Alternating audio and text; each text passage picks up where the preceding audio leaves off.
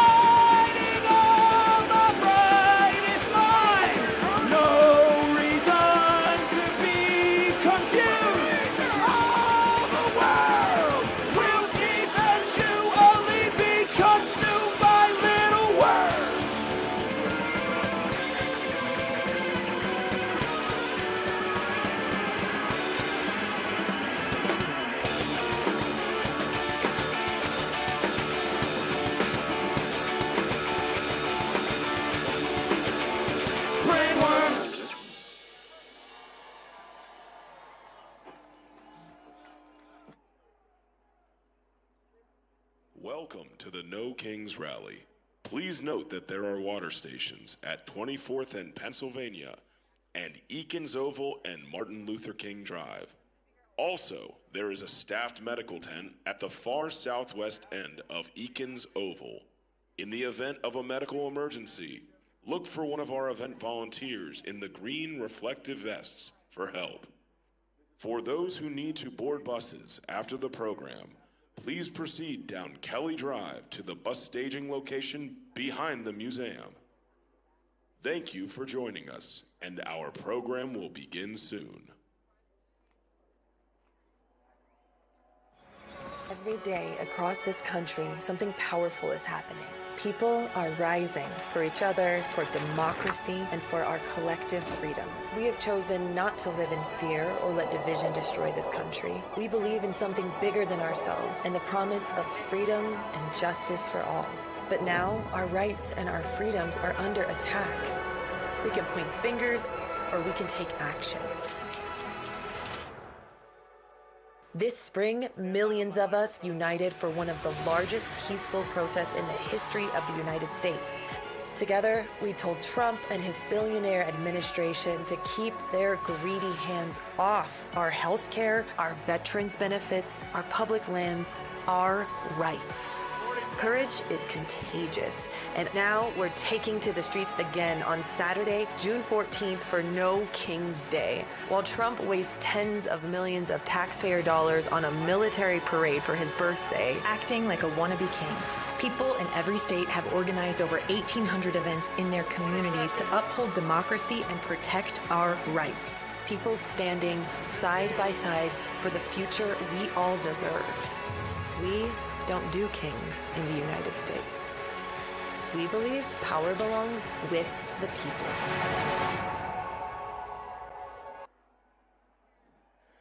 Please welcome Bishop William Barber, President of Repairs of the Breach, and architect of Moral Monday.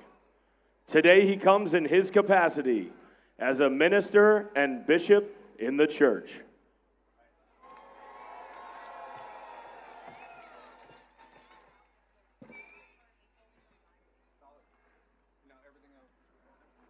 Forward together, not one step back. Before I say anything today, I want us to take a moment and consider the violence that we heard about this morning in Minnesota. I want to ask Reverend Della Owens if she would come and read the name of those who are now deceased. And we want to take a moment of meditation and reflection.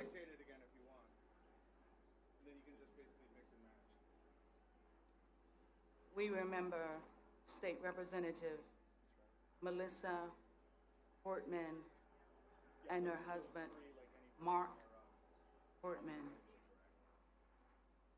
as they were shot and killed.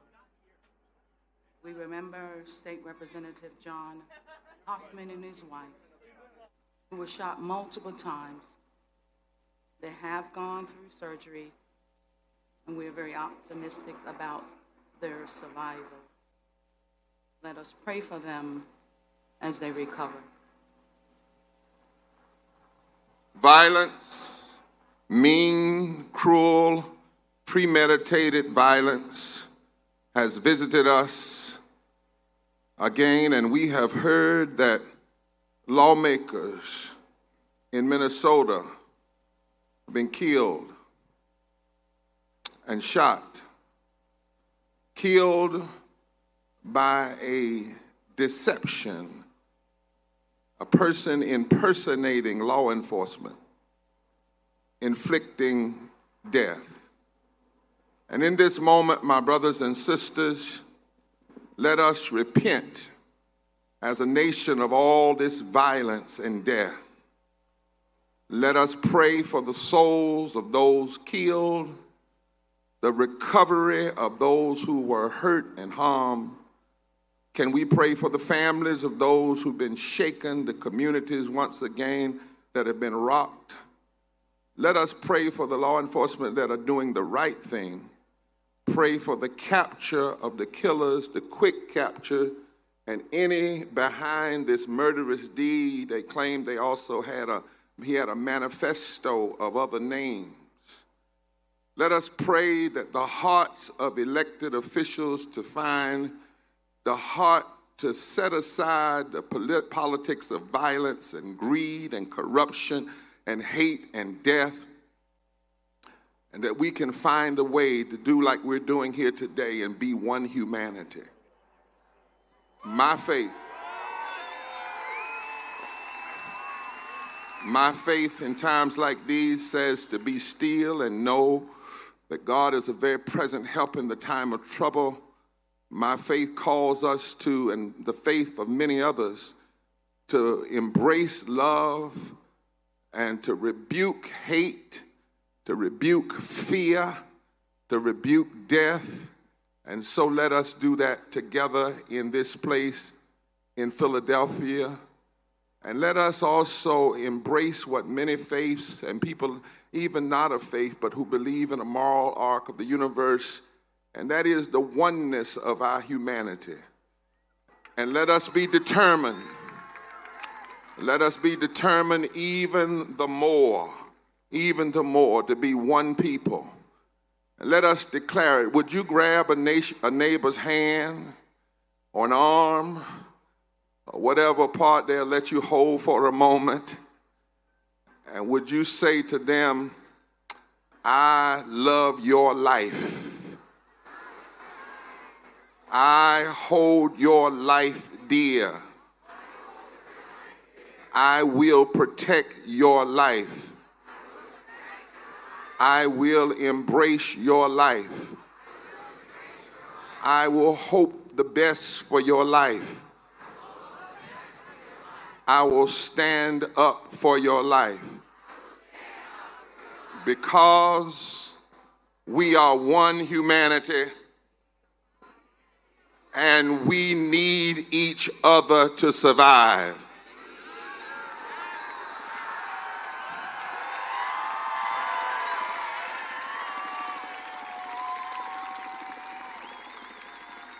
To my friend Ezra Klein and his wife, and all you have gathered today, we the people cannot bow. 2.5 centuries ago, Benjamin Franklin wasn't the name of a broad parkway you could walk down from Love Park to this great gathering in the city of brotherly love. Benjamin Franklin was a living, breathing human being in a city of 40,000 people, the largest city in the American colonies at the time. By 1777, there were as many as 14,000 British troops occupying Philadelphia, more than a third of the population of the city, because everyday people had linked up with everyday people in other colonies to declare their independence from tyrannical rule. 2.5 centuries later, a would-be king has ordered U.S. troops to occupy Los Angeles and to parade down the streets of Washington, D.C., to parade like the North Korean forces of Kim Jong-un. But we are here to say, no, that is not who we are. We are gathered in Philadelphia and in 2,000 cities and towns across America today. We are everyday people of every race, creed, and community and political affiliation, uniting in the great nonviolent tradition of those who came before us to demonstrate a better way, a way we have learned through this nation's painful struggles. The struggles that have taught us that we either go forward together or backwards divided. We are not a people who bow and give total allegiance to any ruler or policy, because bowing is not freedom and bowing is not in our spiritual DNA. We cannot be who we were made to be unless we are free. We are not a people who give loyalty to a king. No, we, the people of the United States of America, are at our best when we are striving to be united by our commitment to liberty and justice for all. Now, we must be honest. America has never been all that she aspires to be. But every stride toward freedom, every step toward a more perfect union has been grounded in this commitment to freedom, liberty, and justice for all. Declaring that we are created equal and endowed by our Creator with certain inalienable rights, life, liberty, and the pursuit of happiness. Writing in our Constitution, we the people, in order to form a more perfect union. Already that is a confession of our imperfection. We want to establish justice, to provide for the common defense, ensure domestic tranquility, and promote the general welfare.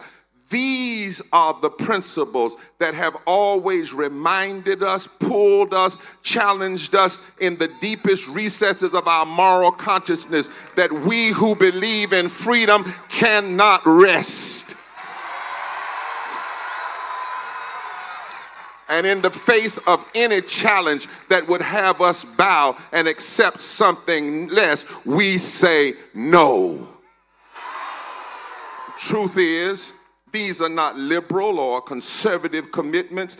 They are moral values that can unite us and connect us to the best of who we are and keep us from ever bowing to a wannabe king. So today, we demonstrate with amazing clarity and speak the truth with strength. And the truth is, Donald Trump's regime is not illegally deploying American troops on U.S. soils because he's strong. He's abusing his authority as commander-in-chief, trying to pick a fight on America's streets because his agenda is incredibly unpopular. His political positions and his claims are weak and failing and contrary to our moral values. The truth is, you are the strength of America.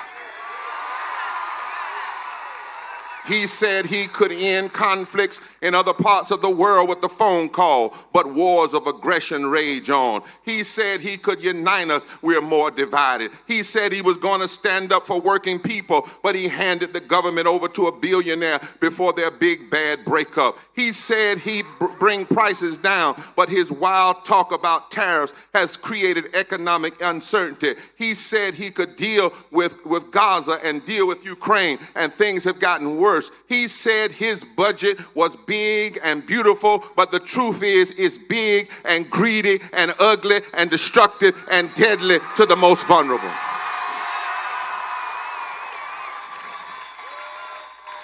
Ezra joined us last week as we've been gathering for Moral Mondays in D.C. since this big, ugly budget bill has been before Congress.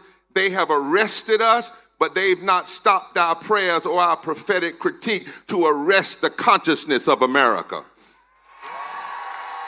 Americans are learning the details of how this big, ugly, deadly, bad bill would kill tens of thousands of people in our communities by stripping health insurance from 15 million Americans, closing hospitals, slashing nutrition assistance programs, leaving millions of hungry children, cutting thousands of jobs supported by green energy crisis. And according to a report from the public health scholars at Yale and the University of Pennsylvania, the cuts to health care alone would kill 51,000 Americans next year.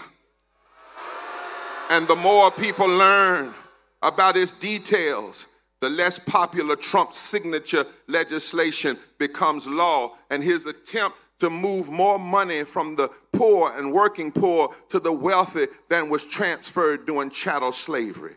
And because of this, you cannot be silent, and the cries of the people will not be silenced.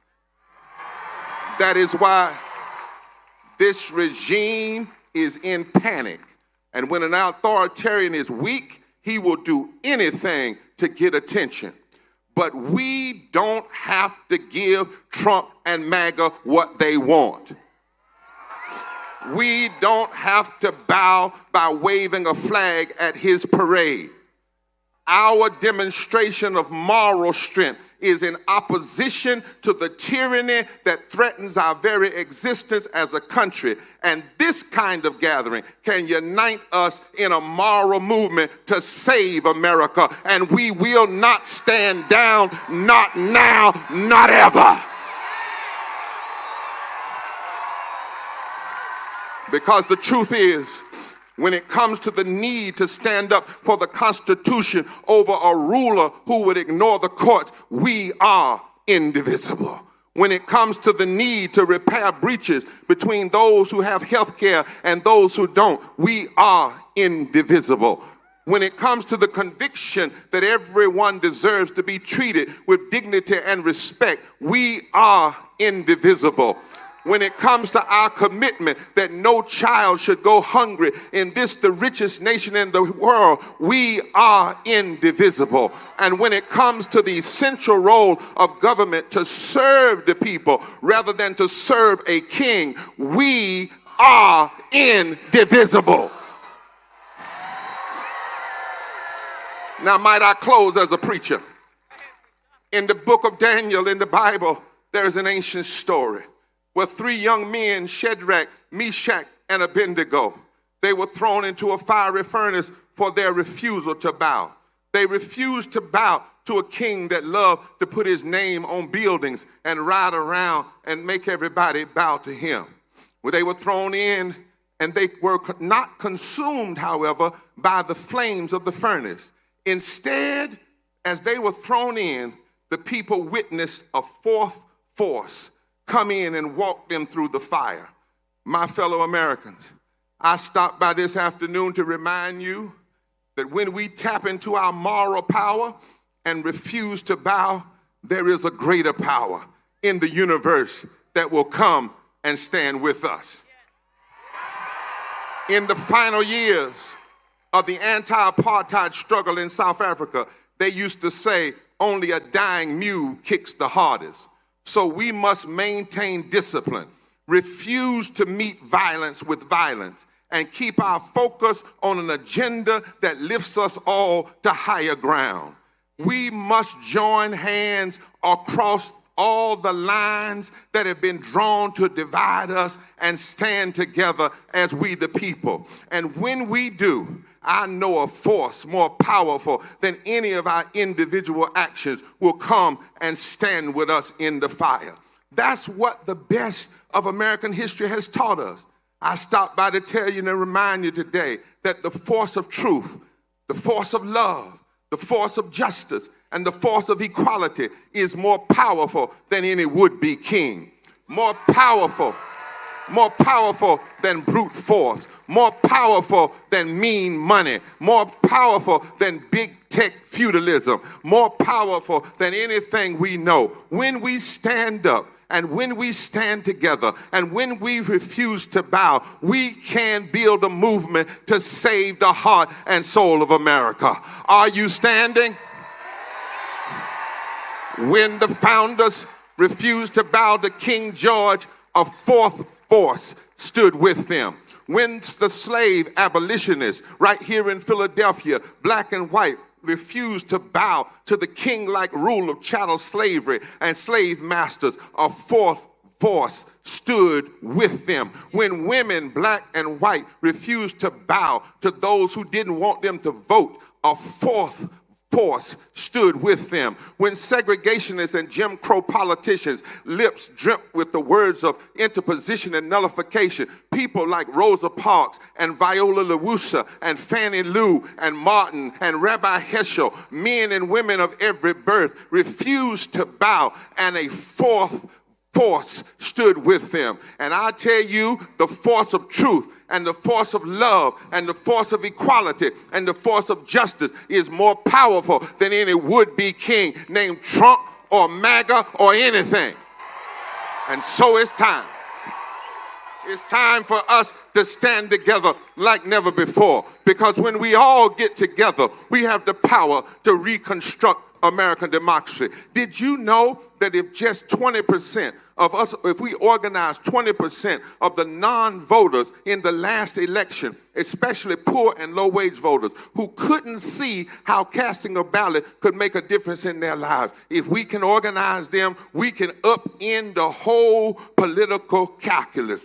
If we go to every state, not just the so-called swing state, but every state, and if we win back some of our confused friends, we can upend the whole political calculus. If we refuse to bow and stand up for policies that make life better for every American, if we come together just one more round in history to fight for the heart and soul of this democracy, I declare unto you that when the work is done, when we finish organizing, when we've done praying and preaching, when we finish marching, when we finish registering voters, when we finish our nonviolent action, I guarantee you truth will win, justice will win, equality will win, justice will win. And on that day, we will truly be one nation under God, indivisible, with liberty and justice for all.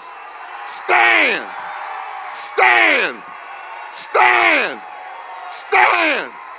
Hallelujah.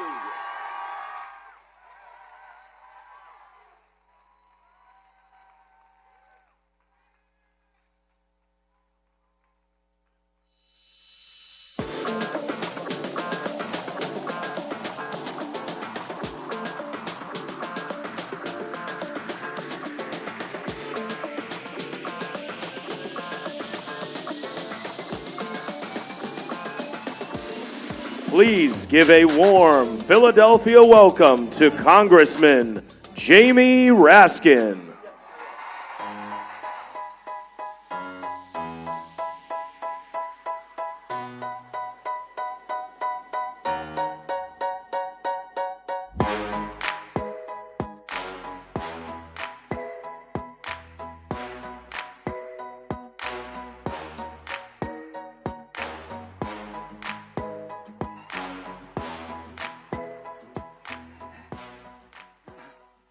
Well, hello, Indivisible. Hello, Philadelphia. Hello, America. I represent Ezra and Leah in the United States House of Representatives, so I like to think of myself as the Congressman from Indivisible. But I came to Philly because it's a tough and a loving city, and you know how to topple kings here. You've been crushing tyrants since 1776. We come together, as Reverend Barber says, in the spirit of democratic, non-violent resistance. We pray for the families of Minnesota State Representative Melissa Hortman and her husband Mark, and for Minnesota State Senator John Hoffman and his wife. These are our brothers and sisters in the struggle for a more just America, shot down in cold blood and broad daylight. And we pray for them and all of the people of Minnesota. But the spirit of Philadelphia is the spirit of America. We've got no kings here. We've got no queens here. We've got no emperors. We've got no titles of nobility here.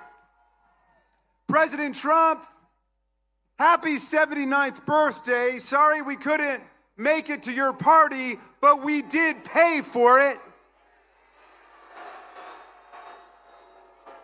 You are not our king, and we are not your subjects. We will never be your subjects. The people are sovereign, and we are all equal in the eyes of the law. All of us born here on this land are citizens, and your executive order is nothing but bad graffiti on the Constitution, and we're going to wash it off today. We've got no kings and we've got no slaves. We've got no masters and no serfs. Those of us who aspire and attain to public office are nothing but the servants of the people. And the moment that somebody in public office begins to act like the master of the people, that is the moment to evict, eject, reject, impeach, try, convict, and start all over again. Under Article 1, President Trump, your job is simple: to take care that the laws are faithfully executed. That's it. In the monarchies, Tom Paine said, the king is the law, but in the democracies, in the free societies, the law is king. But you didn't get that memo, did you, Mr. President? You've been violating the law. You've been trampling the law. You've been ignoring the law, acting as if it's irrelevant to the only thing that matters, which is your own wealth and power. What if Thomas Jefferson were here? What if Abraham Lincoln were here? What would they say? They would say, cut it out. Stop violating the rights of the people. Stop trespassing on the powers of Congress. Stop staging provocations against the members of Congress and other parts of the government. Stop violating the orders of the courts. President Trump, your gangster state just threw Senator Padilla to the ground, kneeled on his back, and handcuffed him. Your agents barged into Congressman Nadler's office and handcuffed and traumatized his young staffer. Your guys arrested a judge in Wisconsin. You indicted Representative LaMonica MacGyver from New Jersey on phony charges, and she now faces 17 years in prison. You're terrorizing American communities with masked men in unmarked cars, arresting people without warrants. You pardoned 1,600 felon rioters and insurrectionists who brutally injured 140 police officers on January 6, 2021. You're auctioning off pardons to Republican criminals in D.C. like they're selling cheesesteaks in Philadelphia. You're a billion-dollar crypto king now who dropped dozens of charges against crypto scammers. And now you want to fly around on Bribe Force One, an illegal $400 million jumbo jet gift grift from the emirs of Qatar. You sent the Marines to California. You hijacked the National Guard there. You threatened to seize the lawful power of the governor of California, the mayor of Los Angeles, and the chief of police, and you threatened to send heavy force to cities all over America this weekend to remind us of your love. But you know what? I don't see anybody trembling in Philadelphia today. I don't see anybody hiding behind the couch crying bone spurs today. It's raining and I see nothing but tens of thousands of patriots wherever I turn. And we paid for our own rally today. It's not on the taxpayers. We march with millions of people across America to celebrate not the people in power, but the power of the people. We march in cadence with the great civilizing, nonviolent movements of American history, the abolitionists, the suffragists, the bonus marchers, the civil rights movement, the women's movement, the labor movement, the peace movement, the women's march, the environmental movement, the LGBTQ movement, March for Our Lives, and the climate movement. We may not be founding fathers in the 18th century, but we are founding fighters in the 21st century. So what do you say, Philly? You ready to fight back? You want a gangster state, or do you want free speech and democracy in America? You want a king? You want a king who thinks, like all kings, that women are his property and he can grab whomever he wants, wherever he wants? Or do you want a democracy run by strong women and strong men, strong enough to be the allies of women and not their attackers and harassers? You want a king who stages coups and insurrections and lies about elections? Or do you want a constitutional right to vote in America? Free from all the gerrymandering and voter suppression. Do you want an imperialist takeover of Greenland and Canada and Panama? Or do you want statehood for Washington, D.C. and Puerto Rico?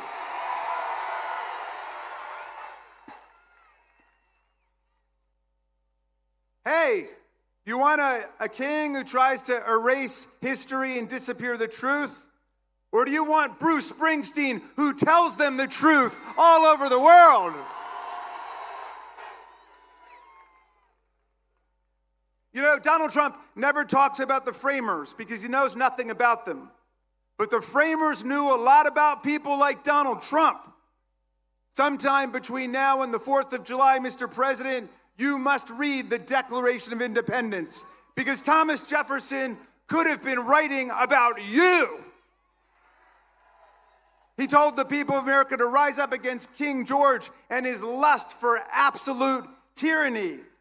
Jefferson denounced a king who, quote, sent swarms of officers to harass our people, who kept amongst us in times of peace standing armies without the consent of our legislatures and quartered large bodies of armed troops amongst us. A king who cut off our trade with all parts of the world and imposed tariffs and taxes on us without our consent. A king who excited domestic insurrections against us. A king who repeatedly obstructed the laws of naturalization of foreigners to our land. A king who tried to make judges dependent on his political will alone. Yes, Donald, the Declaration and the Constitution were written by people who wanted to stop criminal bosses like you from taking state power. We the people, in order for a more perfect union, establish justice, ensure domestic tranquility, provide for the common defense, promote the general welfare, and preserve to ourselves and our posterity the blessings of liberty, do hereby ordain and establish the Constitution of these United States of America. That's our preamble. That's our mission statement. And the very next sentence in Article 1 provides all legislative powers shall be vested in a Congress of the United States of America. The people's branch, the lawmaking body for whom the president works as an executive. Sometimes people say we're three co-equal branches. Really, first of all, co-equal is not even a word, okay? That's like extremely unique. If we're co-equal, why is it Congress has the power to impeach a president for treason, bribery, and other high crimes and misdemeanors, and he doesn't have the right to impeach us? Congress has the power to pass budgets and taxes. We've got the power to create departments and spend money. We have the power to regulate commerce with foreign nations and therefore to enact tariffs, which is why his tariffs have been struck down by United States District Court. We've got the power to declare war, not the president. If anybody's going to declare war on Venezuela, it's going to be the Congress of the United States, not Stephen Miller or Tulsi Gabbard or Pete Hegseth or anyone else in their Signal chat room. No, you don't get to be a monarch or a dictator in America, and you don't get to be on the payroll of monarchs and dictators from other countries. Sorry, Donald, you don't get to keep the millions of dollars you've pocketed from Saudi Arabia, from China, from the United Arab Emirates or Qatar. You've got to return all the money your golf courses and country clubs have gotten from the Secret Service, the Department of Defense and Commerce, and so on. Our government is not your personal ATM machine. His son, Donald Trump Jr., says, my dad doesn't even accept his salary. I'm sorry, that's all he's allowed to accept. The framers were clear. You get paid by the people of the United States to whom you owe a duty, not Putin and the kleptocrats of Russia, not bin Salman and the theocrats of Saudi Arabia, not Orban or the autocrats of Egypt and Turkey. The framers wanted an undivided duty to the American people. You can't sell out our Constitution to build your luxury hotels in Gaza or a golf course in Greenland. My friends, the people are winning all over America. The bullies are on the run. We ran Elon Musk out of town. And Musk now says that Trump should be impeached, and Trump says that Musk should be investigated for his tens of billions of dollars in federal contracts, and for once, they're both right. My friends, fascism will not be the end of American democracy. American democracy will be the end of fascism. We will stand up for democracy and human rights and freedom all over the world. We will stand with President Zelensky and the people of Ukraine against Putin's filthy, bloodthirsty invasion. We will stand with the people of Greenland, the people of Europe and Africa, the people of Canada and Mexico for our common right to trade with each other, to respect each other, to travel and migrate and seek asylum without fear and without terror. We are the ones fighting against terror and tyranny today. And I look at you today, Philadelphia, and I know we are winning. We are winning. I will leave you with the words of the great Tom Paine, who my son Tommy was named after. And Tom Paine got to this beautiful city in 1774, 2 years before the American Revolution. He fell in love with your city, and he fell in love with this land. He said, if America lives up to its values and its ideals, it will become, he said, an asylum to humanity.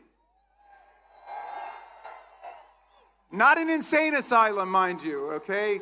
A place of refuge for people seeking freedom from religious and political and intellectual and economic repression from around the world. And then he wrote the greatest pamphlet in our history, Common Sense, which ignited the American Revolution against the kings and the queens and the lords and the dictators. But 1776 was a tough year, and the country was split down the middle, and half of the people were saying, you can't beat the greatest military empire that ever existed. You can't overthrow a tyrannical king. It won't work, they said. But half the people said, let's give it a try. Let's pledge to ourselves our lives, our fortunes, our sacred honor to build a government that rests on the consent of the governed and the rights and the freedoms of the people. But in 1776, Paine wrote another pamphlet called The American Crisis to give people hope, to see it through. all the way. And I'm going to quote a little passage for you. I'm going to update the language pursuant to instructions from Nancy Pelosi, because she said Tom Paine was a feminist and he wouldn't mind. And that he was. He was fighting for women's voting rights in the 18th century. But Paine said this. He said, "These are the times that try men and women's souls. The summer soldier and the sunshine patriot will shrink at this moment from the service of their cause and their country. But everyone that stands with us now will win the love and the favor and the affection of every man and every woman for all time. Tyranny, like hell, is not easily conquered, but we have this saving consolation. The more difficult the struggle, the more glorious in the end will be our victory. That victory will be ours, Philadelphia. Thank you, Indivisible. Thank you, Philadelphia. Thank you, America."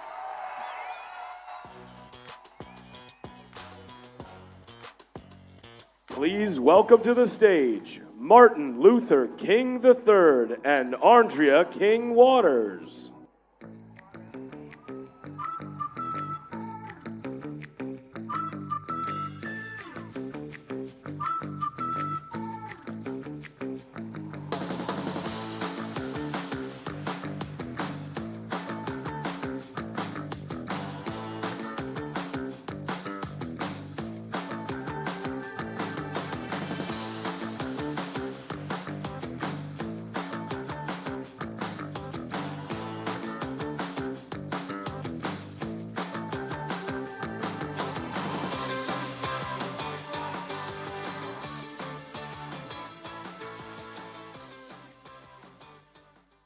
Good afternoon.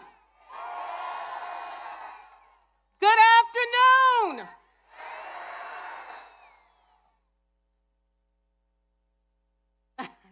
Two years ago, on the 60th anniversary of the March on Washington, thousands gathered on the mall, not in commemoration, but in rededication. It was a magnificent sight. All ages, young and old, in every color imaginable. Families, sororities, fraternities, activists, and everyday people. Not one instance of violence in the sweltering heat.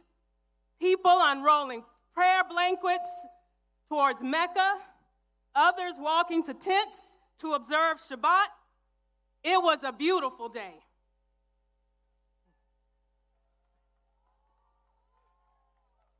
And 700 miles away in Jacksonville, Florida, a gunman with a swastika carved into his weapon opened fire in a predominantly black community and shot dead 3 people. Same day, same country. A tale of 2 Americas, much like the tale of 2 wolves. You all have heard the story, right? We talk about it a lot in our home, and it goes that a Cherokee grandmother told her granddaughter about a battle that goes on inside every person. "My child," she says, "the battle is between 2 wolves. One is full of anger, division, chaos, greed, arrogance, self-pity, resentment, lies, false pride, superiority, and ego.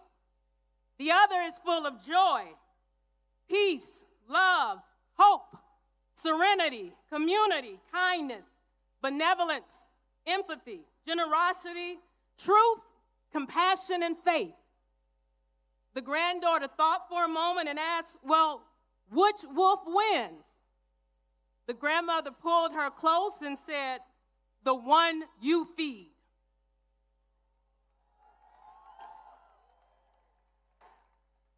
I stand before you today, not in anger, but in love. Not the sentimental kind, but a bold, unwavering, truth-telling love. A mother's love, a people's love, a love that says, "I will fight for you, even when I don't know your name."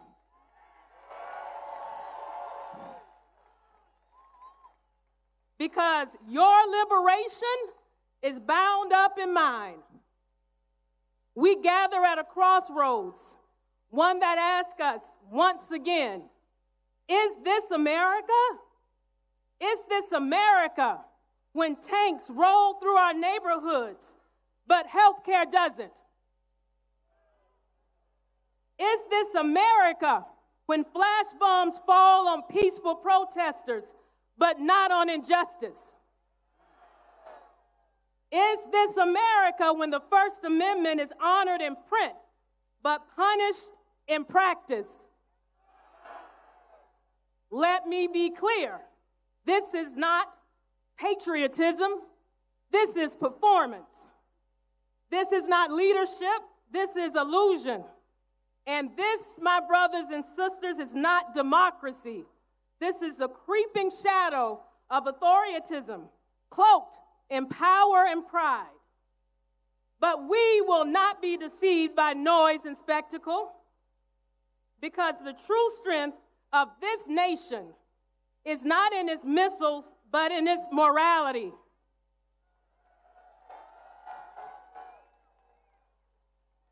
Not in its parades, but in its people. Not in fear, but in freedom. It's been a long few months, and I hear so many of us talking about anxiety and depression and despair. But when I despair, I remember the words of Gandhi. There may be tyrants and murderers, but in the end, they always fall.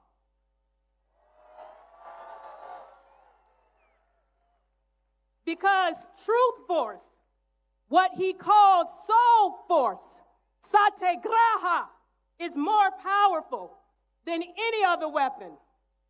That's the force of love. That's the force of justice. That's the force of everyday people saying enough. So I ask you again, where do we go from here? Chaos or community? That's right, we choose community. We choose the deep national healing that we so badly need. We choose to realize the dream, because it's not radical to care about all children, not just the ones who look, pray, or love like your own.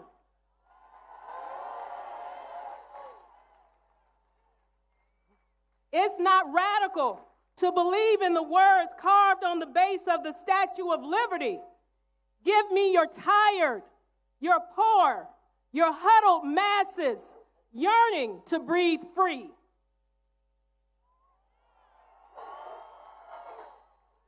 It's not radical to serve, to protect, to protest, to love. No, it's not radical. It's American.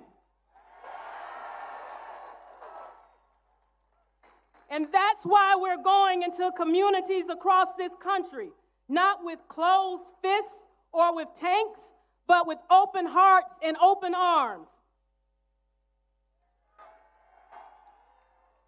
We are showing up with truth in our hands and love in our voices, because we love this country.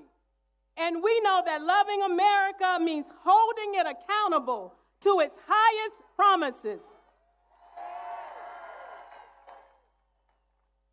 My father-in-law, Martin Luther King Jr., spoke of levels of love, the highest being agape, and the highest level is not passive. It's a force that challenges systems, not just sentiments. That's the love that we need now. That's the love that will unify us.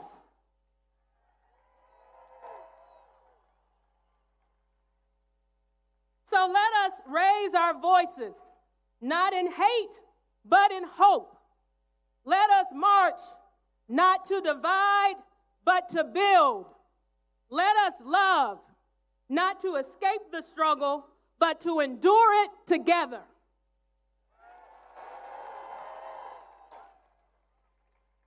Because we are one people, one nation, under God, indivisible, with and justice for all. Thank you.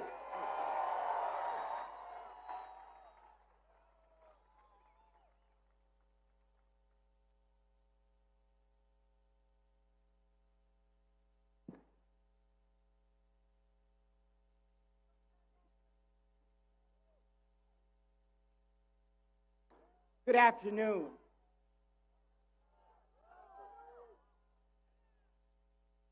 Let me first say that we send all of our prayers and support to those families that lost their loved ones who were elected officials in Minnesota. We also today must start, because I come from the nonviolent tradition, as many of us do.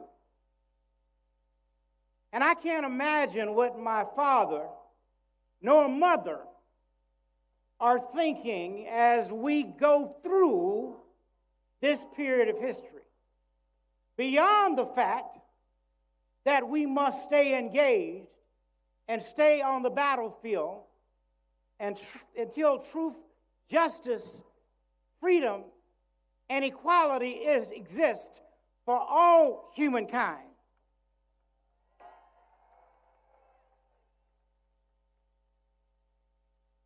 I am deeply honored to stand with you today in the city of brotherly love.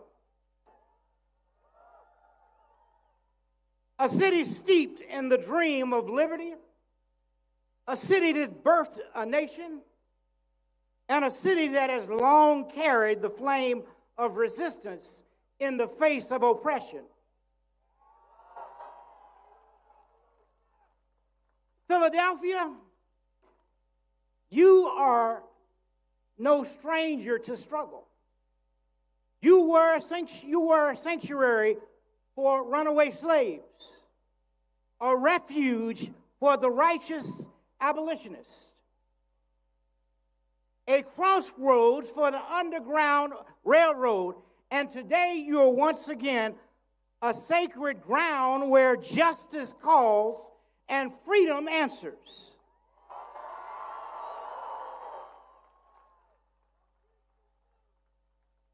So it is only fitting that we gather here today, not in fear, but in faith, not in despair, but in defiance. We gather here in the shadow of Independence Hall to declare that we, the people, still believe in democracy.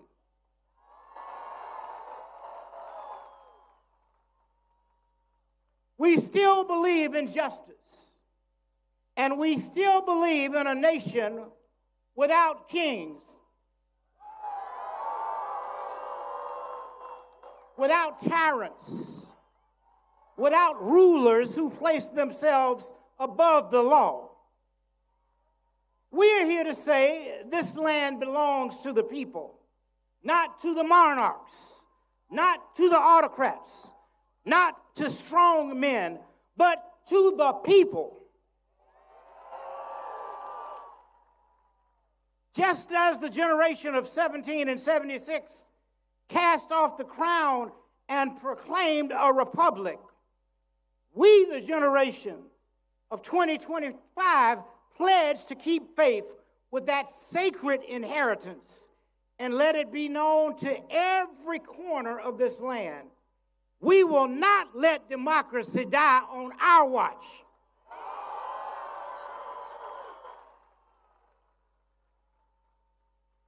Yes, we're deeply troubled, my friends, by efforts to use fear as a weapon, to use immigration as a scapegoat, to silence the voice of the people through martial force. But we are not afraid, we're not intimidated, and we will not be moved. We will stand, we will march, we will sing, and we will speak peacefully. powerfully and persistently until justice rolls down like waters and righteousness like a mighty stream.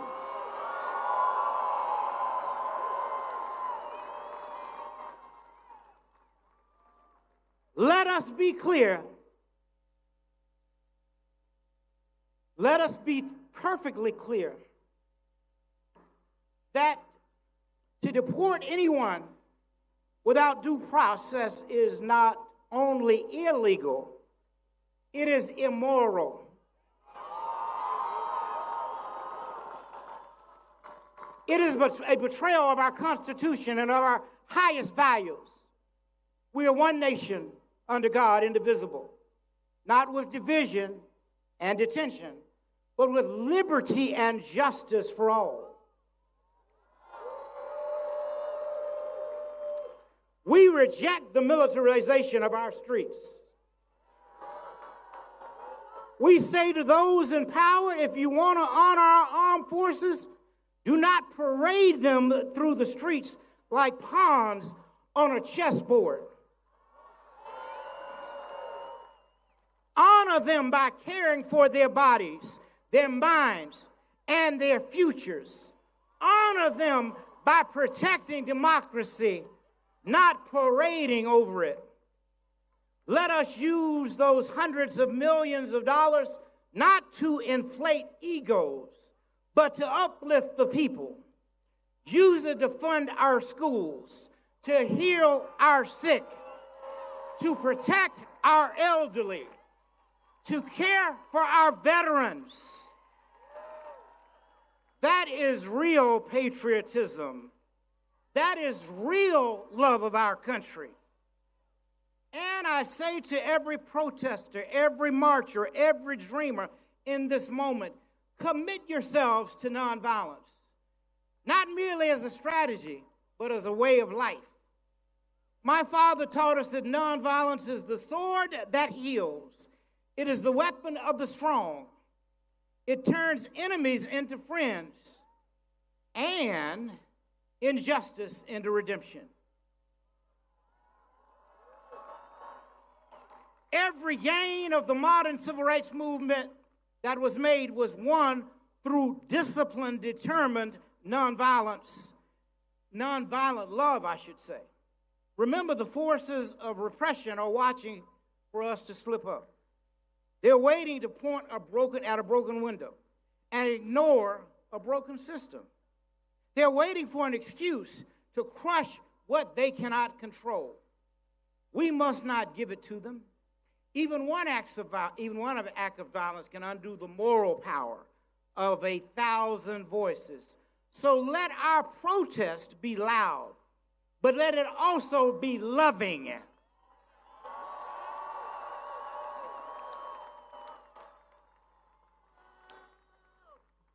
Let it be fierce, but let it be faithful. Let it be firm, but never fueled by hatred. So train your hearts in the discipline of peace. Prepare your minds for the long road ahead and walk together. Children, don't you get weary. For there's a great camp meeting in the promised land of justice. So as I close this afternoon, I want to say to you, have faith in democracy. Have faith in the power of the people. Have faith in truth over lies, light over darkness, love over hate. We walk not alone, for God walks with us. And if God be for us, who can be against us? So let us rise up with faith. Let us march on with courage. And let us keep climbing toward that great day when liberty is no longer a promise, but a lived reality for all. And so we will never give up. We will never give out. We will never give in. We must keep marching until freedom, justice, and equality exist for all humankind. Thank you, and God bless each of you always. Please give a warm Philadelphia welcome to the President of the Philadelphia Federation of Teachers, Art Steinberg.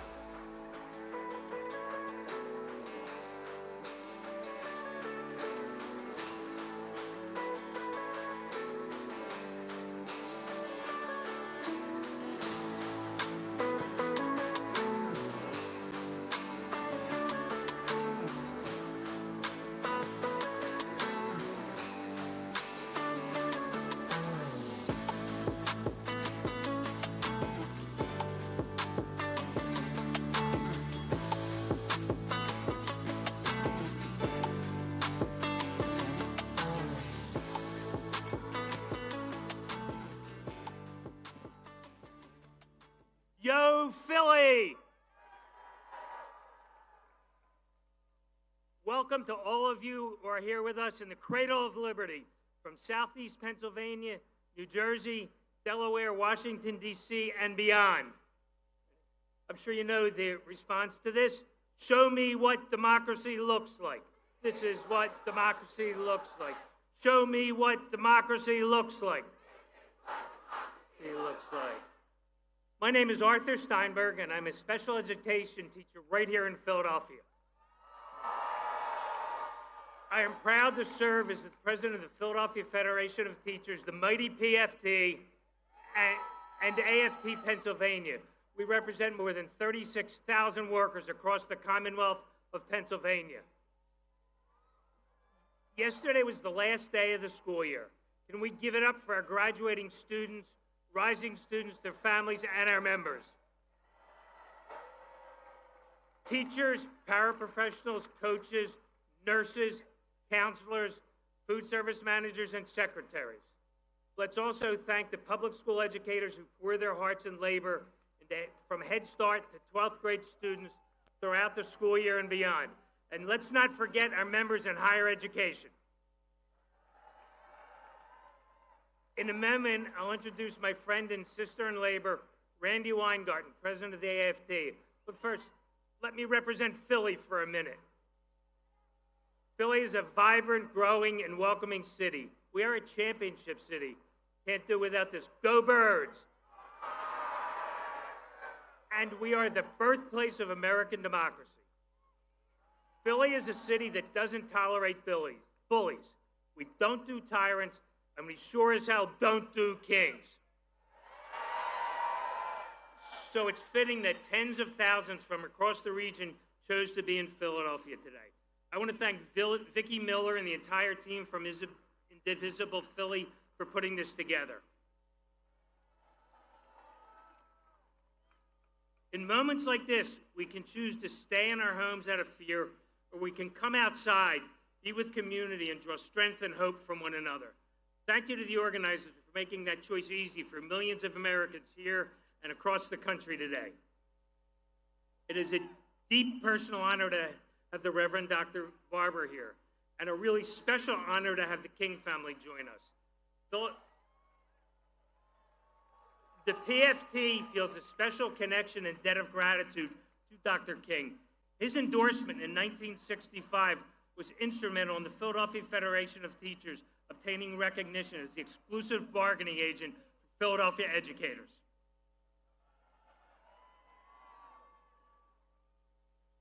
Today in our nation's capital, a gross misuse of public resources is occurring, all in service to Donald's ego and insecurity. I have a suggestion for fixing your unpopularity, Donald. Stop running the most corrupt, incompetent, and violent administration of our lifetimes. And keep your armed federal agents away from our schools and students. Trump and his fellow oligarchs seek to rule us like kings. They believe their wealth gives them the right to pick and choose who among us gets to eat, goes to school, receives life-saving vaccines and medical care, and who is able to leave freely. Cuts to Medicaid and SNAP with literally a steel-feed medicine from the mouths of babes. You can see my union's members wearing our signature PFT red here today. Check out our signs. Trump is not the first wannabe king we've had to resist. Power-hungry billionaires like Jeff Yass have been trying to buy our democracy. Yass is a billionaire and the richest man in Pennsylvania. He's been getting rich off K-12 education for years. He's also a tax dodger. When we leave here today, Google Jeffrey Yass and then ProPublica, who uses his obscene wealth to attack public education so that only kids of the wealthy will have access to college and careers of their choice. If we want to take back our democracy, we need to take back power, not just from Trump, but from all the mini-Trumps correcting government for their own enrichment. I'm going to end on a high note and one of optimism. You can organize your way to better government at the local level, and those wins build towards bigger wins. In towns not far from here, we've seen neighbors who value public schools take on religious ideologues on school boards who are banning books and win. Taking back power is up to each and every one of us. In the words of our two-time Super Bowl champion Philadelphia Eagles, we all we got, we all we need.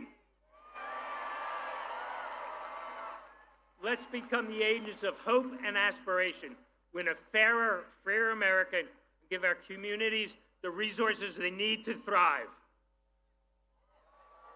It is now my great pleasure and honor to call up Randy Weingarten, president of the 1.8 million member strong AFT. Thank you.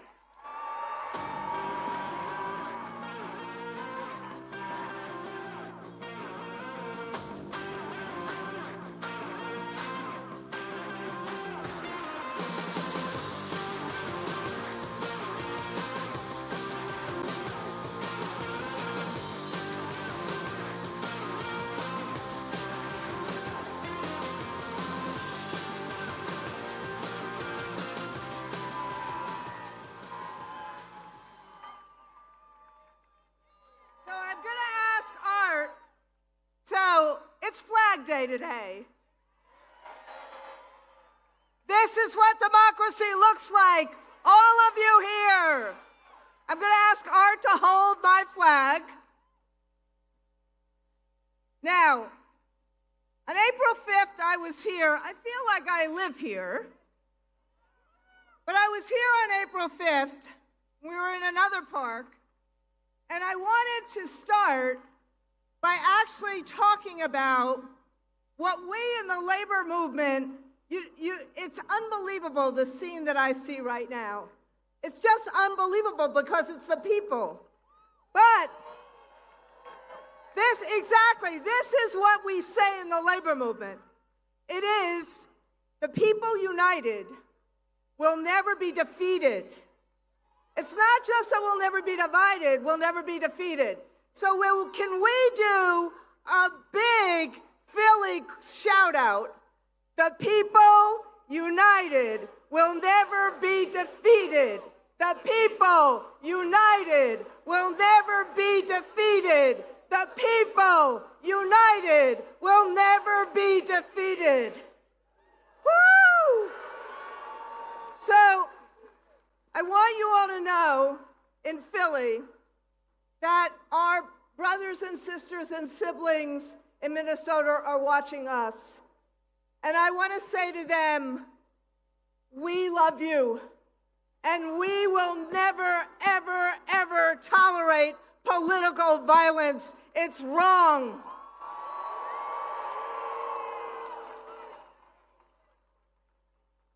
As Martin Luther King's son said, we need to practice, not just as a strategy, but as a way of life, peaceful nonviolence. Now, Philly, you know this. You don't need a social studies teacher to tell you this. You are the birthplace of our nation. You are the birthplace of our democracy. You are the birthplace of our Constitution. And you're the birthplace of Rocky. And while and this was a few years before I was born, while the colonists and colonies in 1774 and 5 and 6 were really different, one of the things that binded them together was the conviction that they wanted to govern themselves. No nobles, no monarchs, and no kings. Now, Congressman Raskin said a little bit of this already. He quoted the Declaration of Independence already, but there's one statement of it I want to requote, which is, "A tyrant is unfit to be the ruler of a free people." We need the current president to actually read that language. Well, I think he knows how to read. We just want him to read it.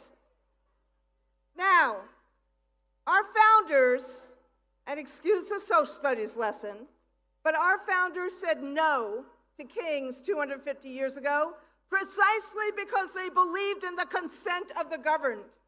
And they were far from perfect, they did believe in the values we now try to make real today: freedom, liberty, justice, and opportunity for all. So, what does that mean? It means not detaining high school students in Detroit or Connecticut before they're about to graduate. It means not detaining children who are in playgrounds. It means not disappearing day laborers who are trying to make ends meet. It means not handcuffing seamstresses who are trying to be at work or arresting a union leader trying to stop this cruelty. It means not assaulting a U.S. senator trying to peacefully fight for the people he represents, or arresting a mayor or a congresswoman because they're just doing their jobs.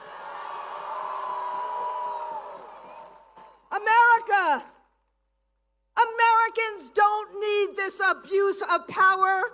We need power to be vested in the people. And that's what I see today. And that's what this split screen is today.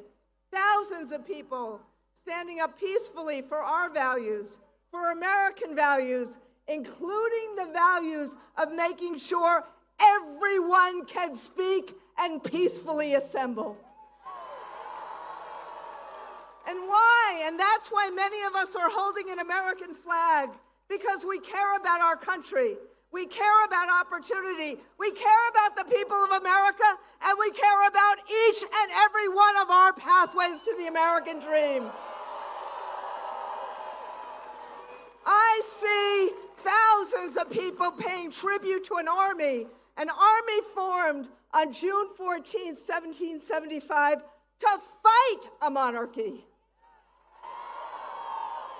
And we're doing this not out of anger, but out of resolve. The collective resolve of millions of people at over 2,000 events to say, we believe in our democracy and we are willing to fight for it peacefully. The collective resolve to reject a wannabe king, to reject $40 million worth of birthday parties that should be going to pay for kids who need nutrition.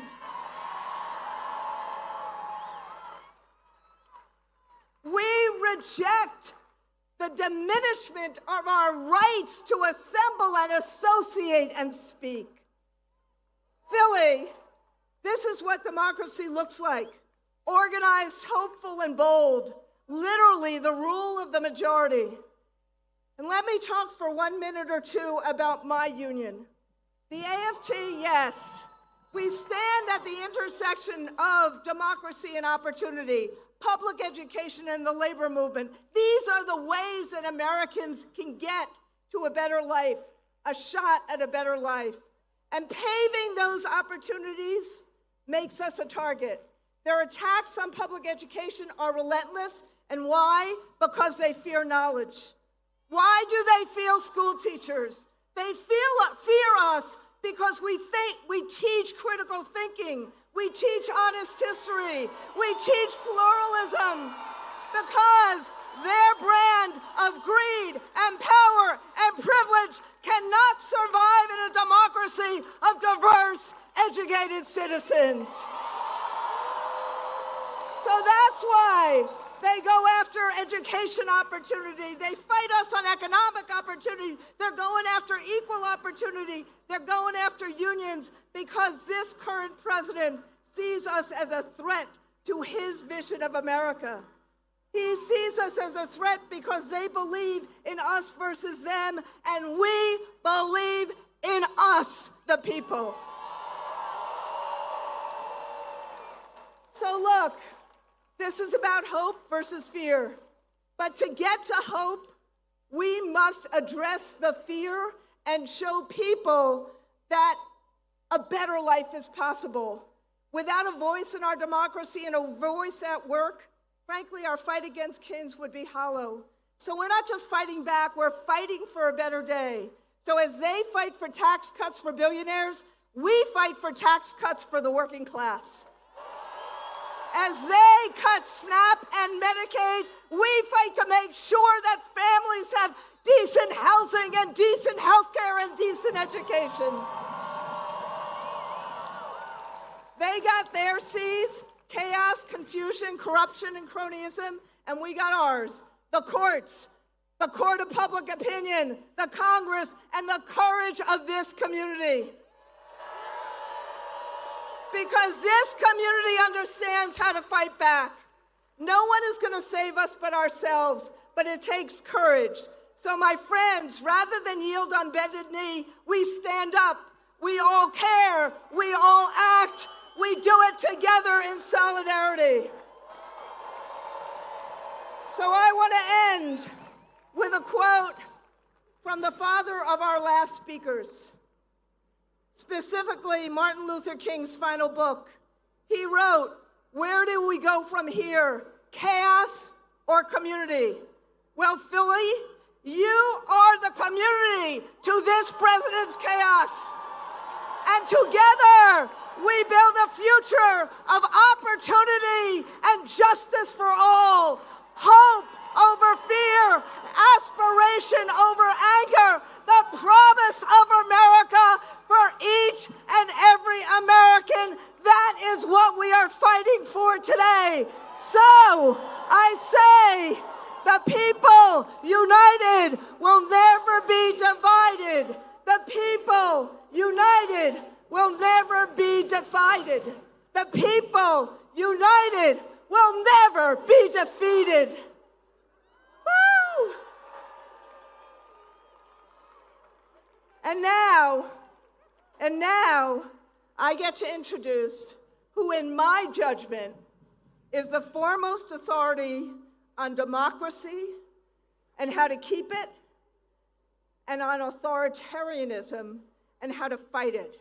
And that is the Honorable, you've read some of his books, the Honorable Professor Tim Snyder.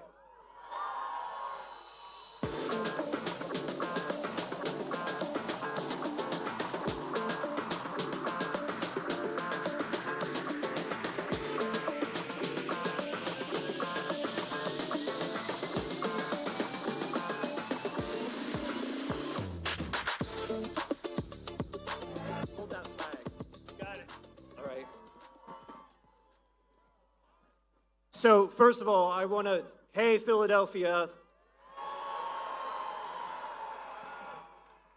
I have never seen a more beautiful sight than this today. Thank you for being here. Can we hear it again for the leader of the president of my union, Randy Weingarten? Woo! And for her amazing, amazing words. Yeah. So I need some help. I need some help. I have one thing to say to you, and it is, no kings, freedom. No kings, freedom.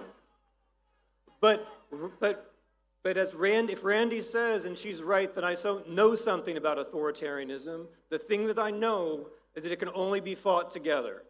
So I'm going to say no kings, and I want to hear if there's anybody out there who can say freedom. No kings. Freedom. No kings. Freedom. No kings. Freedom. That's right. We don't want kings, we don't want fascists, we don't want oligarchs for very simple reasons. Those people cannot represent us. They are surrounded by the hirelings, by the minions, by the bootlicking billionaires. And what they will do and what they are doing is taking away the future, taking away our health, destroying the environment around us, taking away our rights. That is what they are bringing to us. No kings. No kings. No kings. As freedom means hands off. Freedom means no deportations in the streets. Freedom means no violence against peaceful American citizens and everybody in this country. But freedom also means a nature with which we're in harmony. Freedom also means a government that works. Freedom also means equality, health care. Freedom also means the American dream. No kings. No kings. No kings. When I was a little kid, my parents brought me to this city to see the Liberty Bell.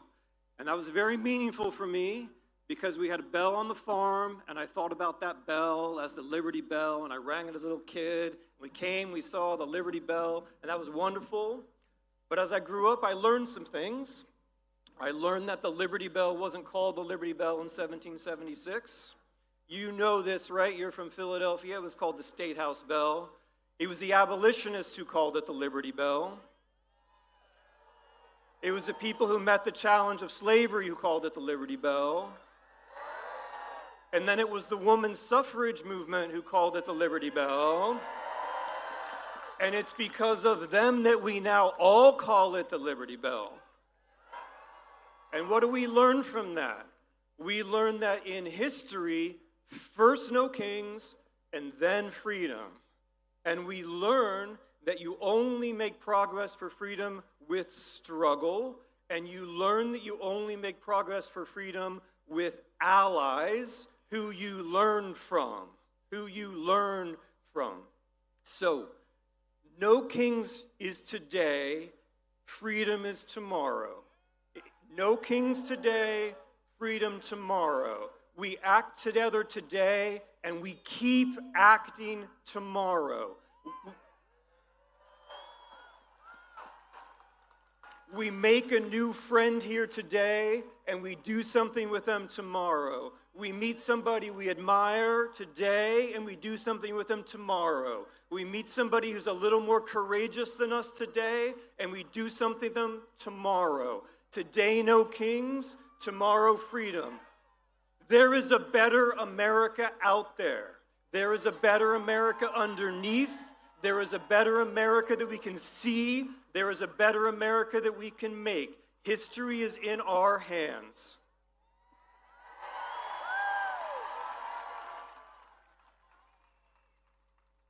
No kings. Freedom. No kings. Freedom. No kings. Freedom. Thank you. Please welcome to the stage the co-president of Community Change, Lorella Praeli.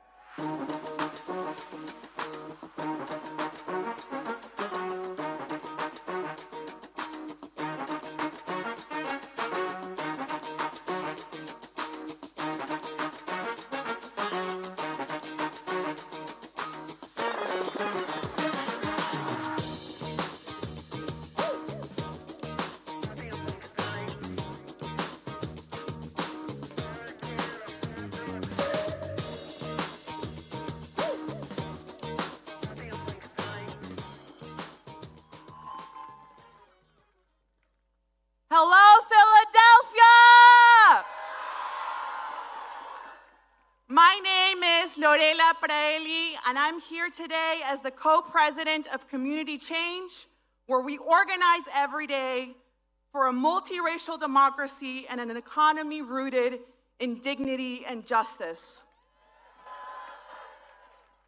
I'm proud to stand with you because this is our America. And in our America, we don't do kings. That might sound like a slogan, but it's more than that. It's a moral line in the sand, a declaration of what we refuse to become. Because what we're living through right now, what we saw in Los Angeles this week, is not normal. This is authoritarianism in motion. Unmarked vans, masked agents, people disappeared without notice, no names, no charges, mothers torn from their children, no lawyer, no phone call, and suddenly they are gone.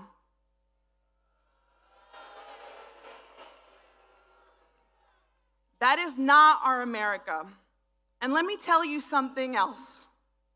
My presence here today, it wasn't guaranteed. When I was 2.5 years old, I was in a car accident that resulted in the amputation of my right leg. At that time, my family lived in Peru, and my mother made a courageous decision. She dreamed that her daughter would live a full life, and she believed the place where I could do that was right here in the United States of America. So we came. She started over, she cleaned houses, she cared for people's children, she worked tirelessly so that her own children could have something more. My mother believed in an America that had room for her daughter's dream, and that welcoming America, her America, is why I stand before you today as a citizen, as a mother, as a fighter, as your partner in this struggle to build a country where everyone can live with dignity and thrive. But the America we're seeing unfold right now, it's a nightmare. And we have to name it for what it is. Not an aberration, but a strategy. This is the blueprint of authoritarianism, the violation of rights, the erosion of norms, the manufacturing of fear, the targeting of the most vulnerable. So let's be clear. In our America, we say no to kings with secret police. We say no to separating mothers from their children. We say no to rounding up workers while billionaires get another tax break. We say no to turning neighbor against neighbor. So say it with me, loud enough for every would-be king to hear. No hate, no fear. Immigrants are welcome here. No hate, no fear. Immigrants are welcome here. No hate, no fear. Immigrants are welcome here. No hate, no fear. Immigrants are welcome here.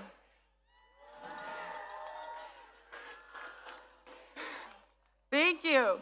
So I also want to talk about another truth in this moment, which is that there are a lot of people hurting. Rents have skyrocketed. Childcare costs more than your mortgage. Health insurance doesn't cover your health. You go to the grocery store and you ask yourself, how am I supposed to feed my family this week? That pain is real, and Trump is exploiting it to consolidate power. When people are hurting, it's easy to look for someone to blame, and that's what he's counting on. Because he doesn't want you to look at him or the billionaires he's shielding. He wants you to blame your neighbor, to fear the immigrant, to believe that someone else's survival is a threat to your own. But here is the truth.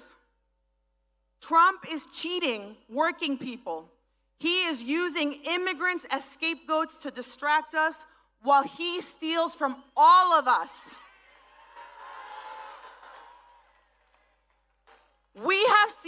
want to be kings before. They rise by stoking fear, by criminalizing the vulnerable, by looting from the many to enrich the few. We believe in something different. We believe every person has worth, that families belong together, that workers deserve dignity no matter where they were born, that democracy isn't guaranteed. It is something we build together.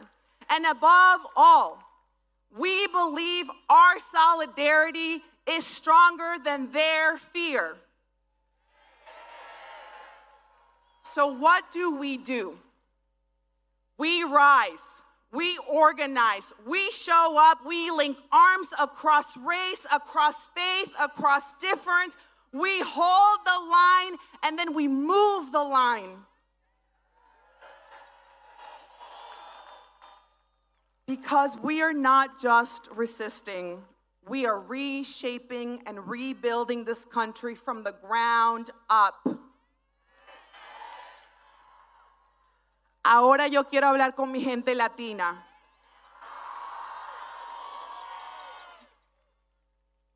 Sí, nos están atacando por tener la piel morena, por hablar español, por existir con orgullo. Nos quieren borrar, pero no podrán. Porque venimos de fuerza, de lucha, de esperanza, de campos sembrados y calles marchadas, de madres que no se rinden y pueblos que no se doblan.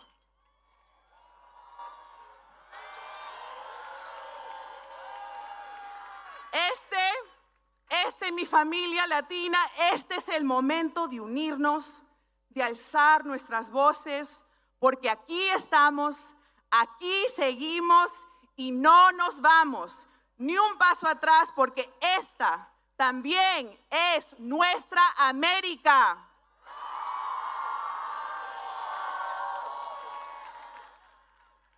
So, we're going to wrap this up, or I'm going to wrap my part up. And we're going to say, no hate, no fear. Would-be kings aren't welcomed here. Are you ready? All right, let's do this thing. Make it loud. No hate, no fear. Would-be kings aren't welcomed here. No hate, no fear. Would-be kings aren't welcomed here. No hate, no fear. Would-be kings aren't welcomed here. No hate, no fear. Would-be kings aren't welcome here, no hate, no fear. Would-be kings aren't welcome here, no hate, no fear. Would-be kings aren't welcome here. Thank you. Thank you, Philadelphia. Please give a warm Philadelphia welcome to Army veteran with Common Defense, Naveed Shah.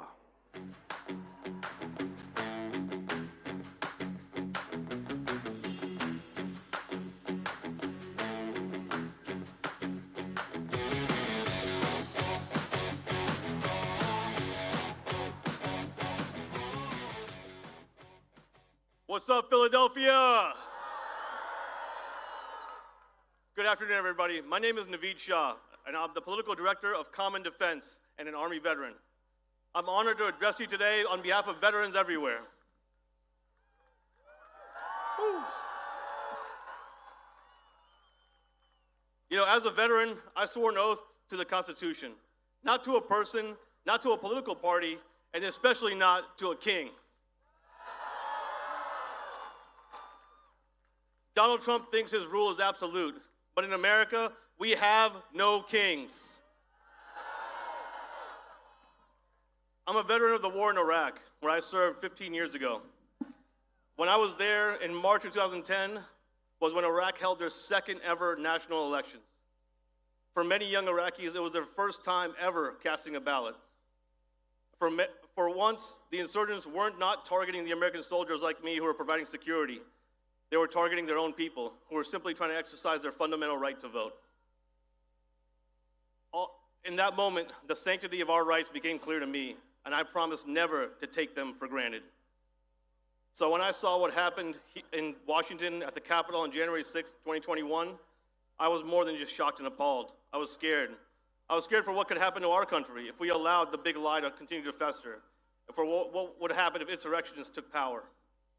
And unfortunately, we're seeing that play out right now. Recent events in Los Angeles have made it evident it's necessary now more than ever for us to stand up against authoritarianism.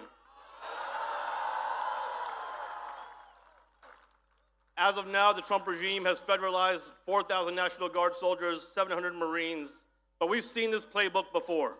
When troops are deployed to suppress dissent, history shows us that such actions only make the situation worse, not better. The militarized response to protests is a dangerous escalation that undermines the state and local governments, endangers civil rights, and betrays the very principles that we swore to uphold. It's important to note that everybody from Governor Newsom to Mayor Bass, even the LAPD, have said that there's no need for military intervention in LA. But the president and his regime are manufacturing a crisis. We've heard that in places like Texas and Virginia, governors have activated their National Guard, so there's a potential for more troops to be deployed this summer. And that's why now, more than ever, in the face of such oppression, we must commit to deliberate, strategic nonviolence. Seeing all of you out here today in the Philadelphia, my second favorite city after DC, it's a powerful moment to protect democracy in our communities. While Trump and his cronies are watching the show in DC, Americans are stuck choosing between health care and child care and feeding their families. And yet again, veterans' benefits that my brothers and sisters earned, are on the chopping block. The Trump administration wants to cut 15% from the Department of Veterans Affairs, which millions of veterans and their military families rely on for their health care. But that's right out of the MAGA playbook, isn't it? Pretend you're honoring the troops with a parade while gutting the services that they need. What's the point of a military parade if you're going to disrespect the troops and their families? 250 years ago, the army that I love was founded by the Continental Congress to stand up against King George. Almost nothing makes me prouder than to say, "Go Army." But today, Trump's birthday parade isn't about patriotism. It's about his power. And here's the truth. In a recent poll that we did, 70% of veterans, including Republicans and independents, are opposed to Trump's birthday parade. Because we know you don't honor the troops by making them props. And that's why Common Defense and our veterans are gathered here today and across the country to reaffirm our commitment to the Constitution of the United States. Not a politician, not a political party, and no kings. Despite our nation's history of oppression and racism, but the ideals that we took an oath to rise above all of that. When I took my oath to join the Army, I did so because I believed that America stood for something better, and I still do. And that's why it's so important for me to protect this country and its Constitution from all enemies, foreign and domestic. If we are to be the shining city on the hill, then we must set the example. Before we send our troops to promote democracy abroad, we must protect democracy here at home. Liberty and justice must truly be accessible for all. The men and women of our military uphold the oath every single day. And as veterans, we're here to commit to continue upholding our oath. And we call on all members of Congress, left, right, and center, to do the right thing, because the future of democracy depends on them. And it depends on all of you out here going beyond just today. Continue to show up, because this is not just the end. This is just the beginning. Because in America, we have no kings. Thanks, everybody. Please welcome to the stage from the ACLU, Anu Joshi and Mike Lee.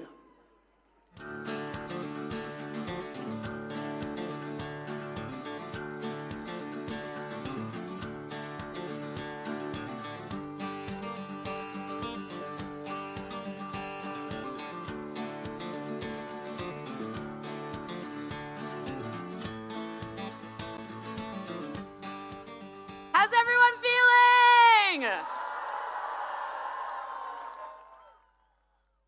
My name is Anu Joshi, and I am with the American Civil Liberties Union.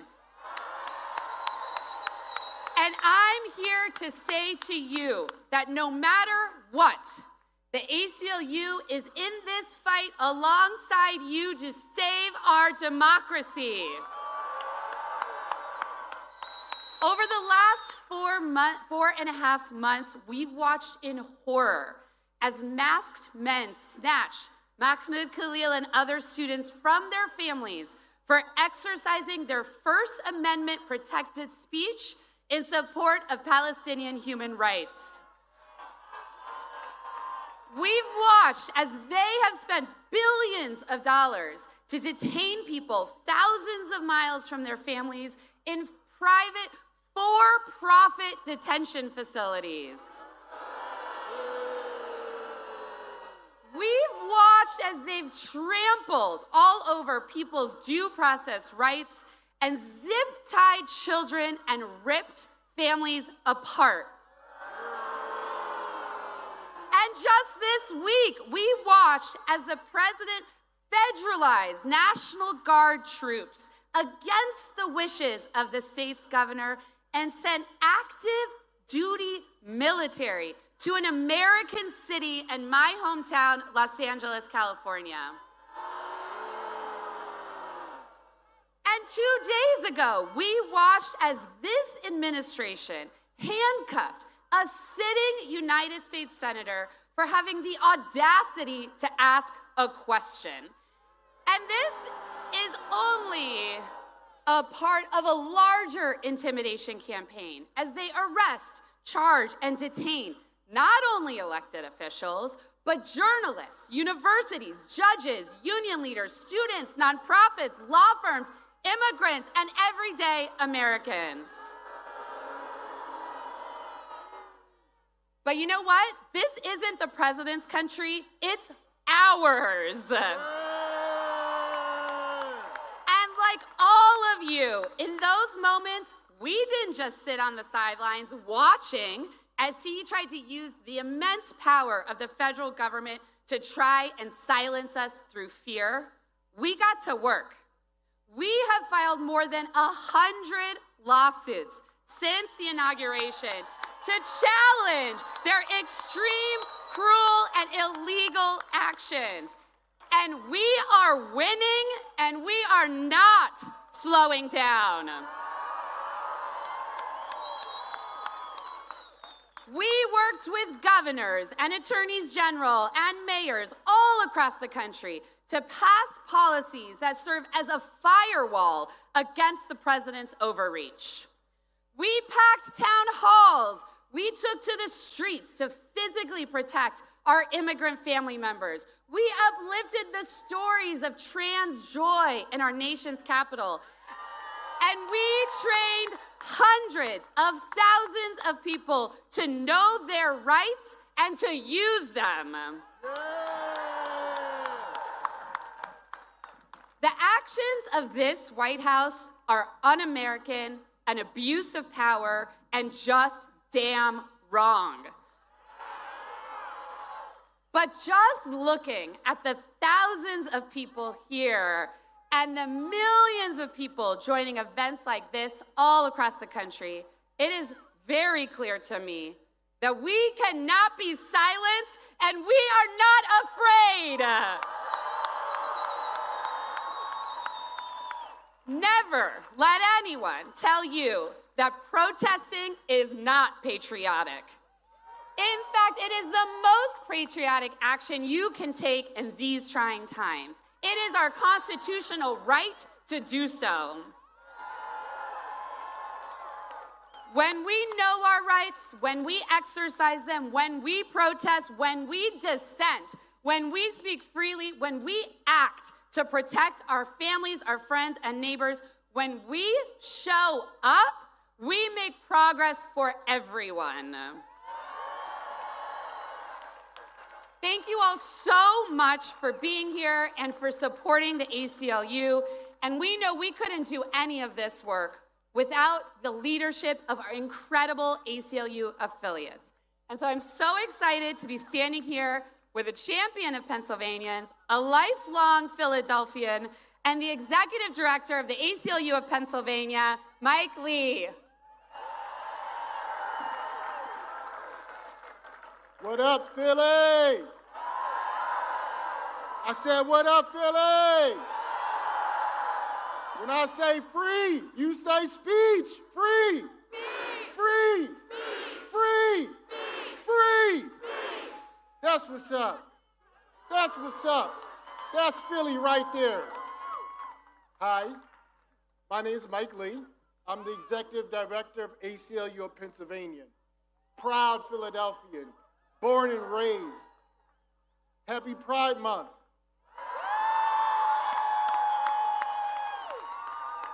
Happy early Father's Day. Happy democracy. Cities and countries, cities across this country standing up, pushing back against President Trump and his enablers while they try to pull out all the stops unconstitutionally, trying to scare us, put us on our heels, knock the democratic breath out of us. They even trying to do it here in Philly, threatening funding cuts if we don't change our local policies, deportation without due process. Boo. Troops in our streets. But guess what? You messing with the wrong city. You seen our local government? You seen our elected officials? We here to stand up and push back. Philly, as you've heard throughout today, we're known for our fighting spirit and our brotherly love, and two-time Super Bowl champion Eagles. But let me tell y'all real quick, while these are called the Rocky Steps, it's not because of how many people Rocky knocked down, it's because of how many times he stood up. Against the odds, he stood up. Stand up, fight back, right? So, when they try to give us a parade, no, we want Medicaid. We're gonna stand up. Don't give us a statue. They're for tourists. We love the grind. That's why we talk about these steps. That's why we bring our champions to these steps, because we respect and love the grind, the underdog. It doesn't matter what the odds are. We're here to fight peacefully and do so in a constitutional way, because that's what it's all about. Last thing, Philly, last thing. Only love can drive out the hate that we're seeing. I see love here. And just remember, when you're in Philly, sometimes love hurts.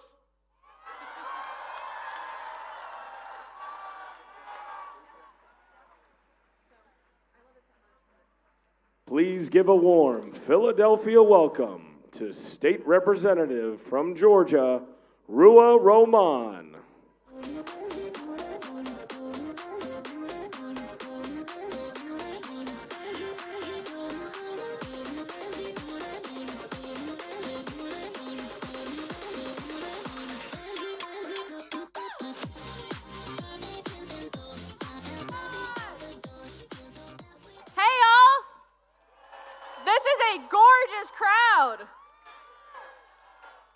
How's everybody doing?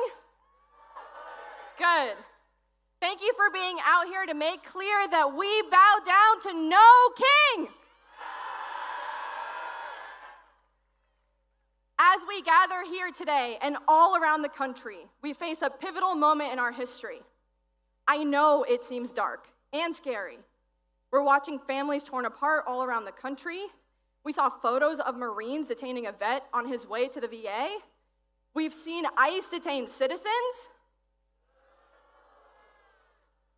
And now we're seeing a world-triggering escalation in the Middle East. And this morning, Minnesota state legislators were hunted down and gunned down.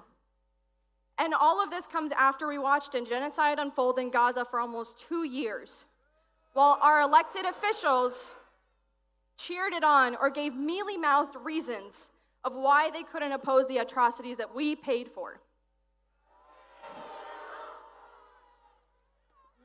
We did not arrive here in a vacuum, and it's important to understand how we got here so we can change the trajectory of where we go. Our leaders have failed us. Republicans want children to starve and the poor to die, and too many of my colleagues still think that people will magically support us if we just compromise a little more, found that magic road. But compromise on basic rights of people and lack of principles will never win. And all it did was help pave the path towards fascism in our country. And I will say this, remember, this is the reemergence of fascism because we have seen so much of this before. Nothing happening today is new. The illegal detentions, the crackdown on protesters and free speech, the disappearings of people and deportations. In a weird way, it kind of gives me some solace, but it also fills me with fury and deep anger because it's a reminder that everything we see around us is a choice, and it's a choice that we can make differently. And my fury comes from the reality that those who can make the world better are actively choosing not to. But I'm here today to remind myself and all of you that we are not alone. Just look at you.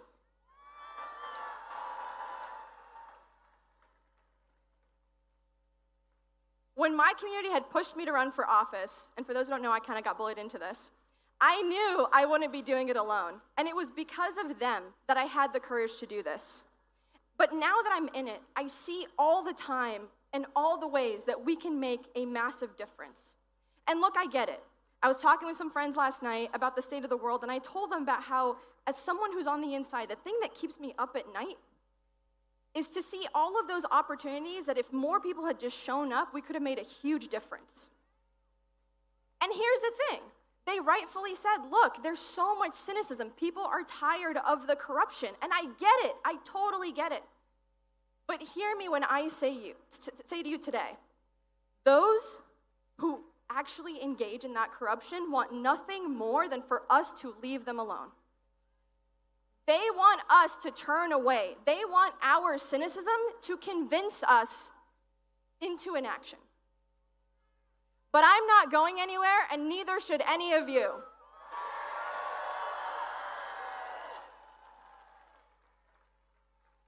I'm here today to implore all of you not to allow our cynicism to lull us into inaction. Do not allow this moment of feeling overwhelmed to paralyze you. And again, I know so many people are scared today. I know some of you are seeing the deployment of military personnel, the escalation of ICE, and the targeting of protesters and wondering what power you have. But I'm telling you right now, in this moment, this will be the easiest time to be brave. Right now is the moment to insist on our rights. Right now is the moment to push back on anyone who attempts to normalize this in any way.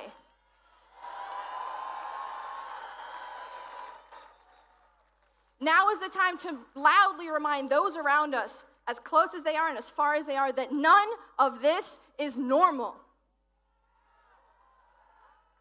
And why do you ask? Because our opposition works. The administration, after ripping families apart, is already shifting who they are targeting. And it's because of all of you showing up in the streets. And I remind you that even those that have been detained for standing up for Palestinian rights, like Rumeysa and Mohsen, have already been released.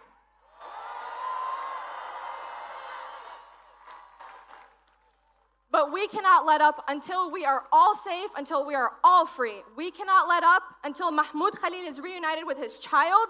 We cannot let up. We cannot let up until we not only stop the cuts to Medicaid, but make sure we finally have universal health care. We cannot let up. We cannot let up until we not only stop the genocides in the Congo and Gaza and Sudan and all around the world, but also end the endless wars.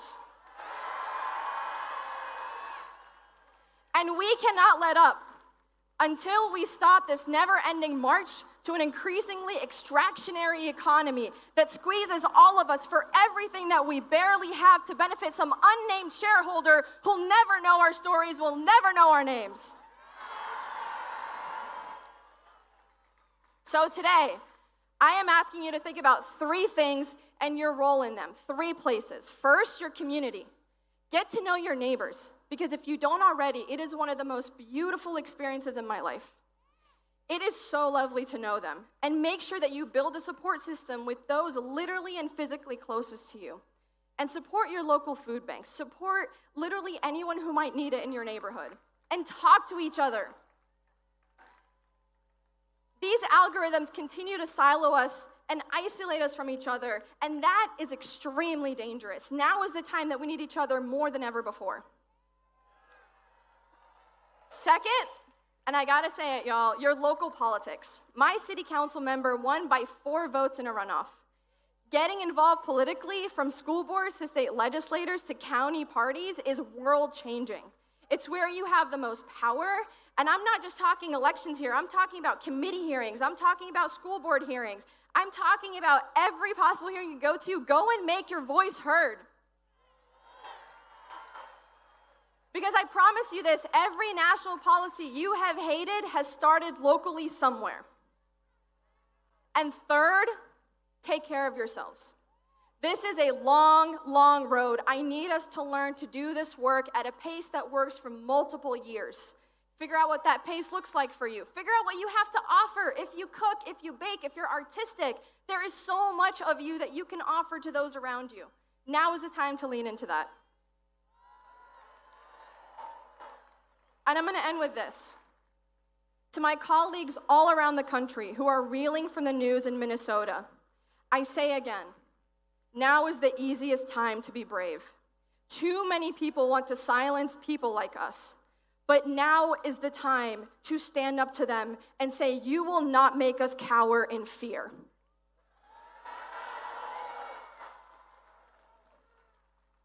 Our communities need us more now than ever before, because I promise you, that is where our power is. Today we marched, tomorrow we change the world, and to the cynics that shrug and say, this is the way the world has always been, I remind them to look at history and compare it to where we are today. But also, if a Palestinian can get elected in a state like Georgia, I have a hard time believing anything is impossible. Thank you, Philly. You're a gorgeous crowd. Please welcome to the stage, from the Human Rights Campaign, Wendy Stroud.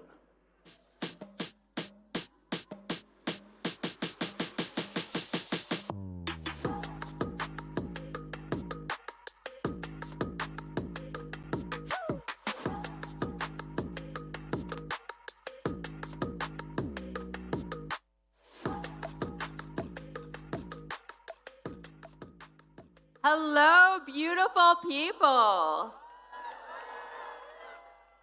Before I start, I just wanted to say a special happy birthday to Rua. Today is her birthday, so please wish her a happy birthday.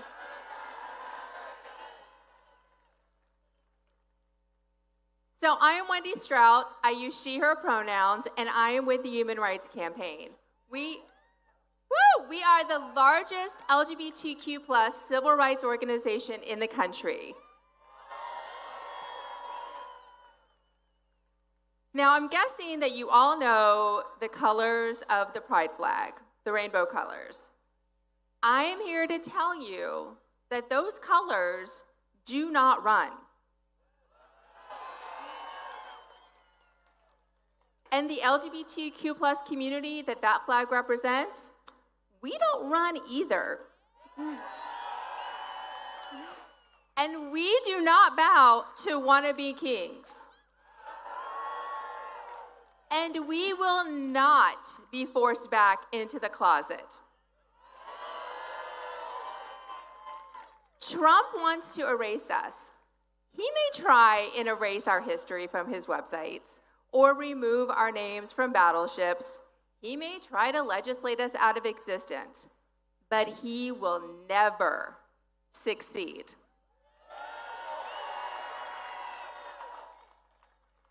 You all know our community has a history of fighting back and standing up against bullies. LGBTQ members and our allies continue to fight and stand up for each other.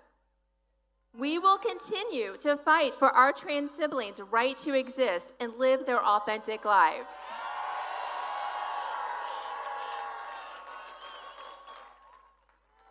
We will continue to stand up for our children so they can be safe and welcome in their schools.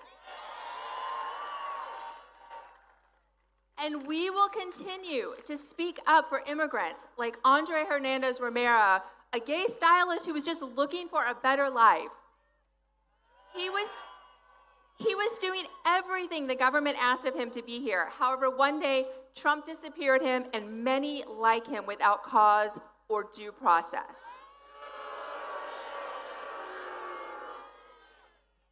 If Trump thinks that he can erase us, then we've got news for him. We will show up for our LGBTQ plus community in court, in the halls of Congress, throughout our local communities, and here in the streets. We are not going anywhere, and despite how he acts, this country does not have a king. So here is my call to you. Call your member of Congress. Now, I don't care if you don't think they're going to listen, just call them anyway. Tell them to do their job and listen to their constituents and do what their constituents need, not what the billionaires need. Make them heard, make your voice heard. Call them today. Call them tomorrow. Call them every day until they listen to you. Thank you, everyone. And remember, these colors do not run.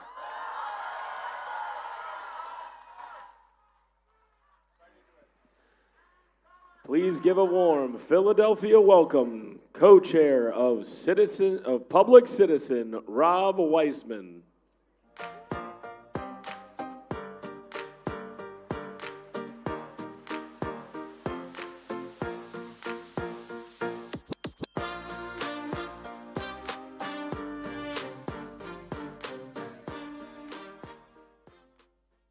Brothers and sisters and my friends, we congregate here today in the cradle of liberty to reaffirm three founding principles.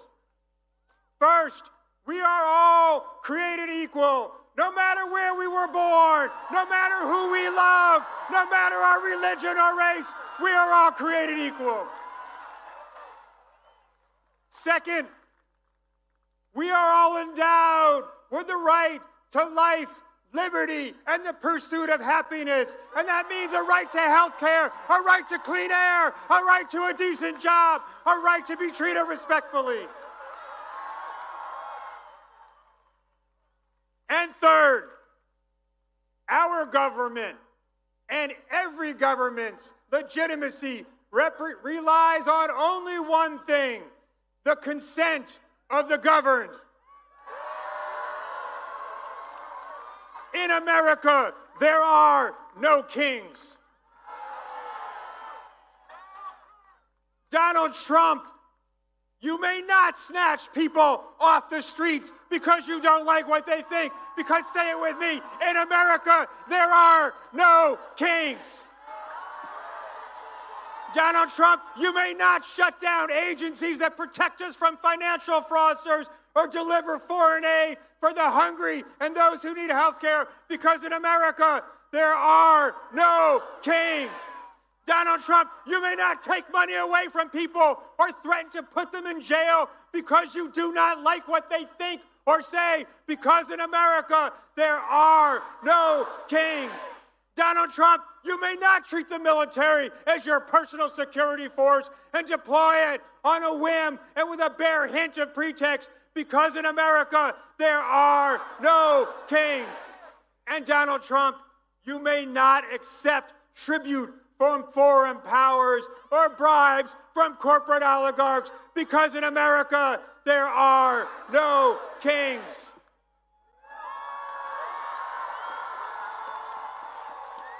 This small-minded man, this petty individual, he thinks he should be a king. He wants to be a monarch, maybe a czar. But let me tell you, my friends, this would-be emperor has no clothes. He has no clothes because in America the power only comes from all of us. It only comes from us. So when Donald Trump says he wants to take health care away from millions of Americans, we say no. When Donald Trump says he wants to slash taxes for the rich and corporations, we say no.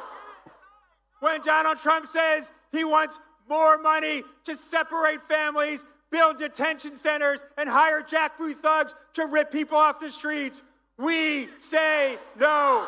When Donald Trump says more subsidies for big oil, let's race to climate catastrophe, we say no. And when Donald Trump says, I want to take food away from hungry people in America, we say no. But my friends, consent of the governed is not just about a veto authority. It's about getting what it is we want. It's about getting what it is we want. When it comes to health care for all, health care is a right. We say yes, yes, yes. When it comes to a clean environment and investing in the clean energy revolution we need to avert climate catastrophe, we say yes, yes, yes. When it comes to a good job for everyone, a living wage, and a right to organize a union, we say yes, yes, yes. When it comes to guaranteeing a good education for every child in America with well-paid teachers who are respected for what they do, we say yes, yes, yes. When it comes to decency and democracy and love and solidarity and justice for all, we say yes, yes, yes.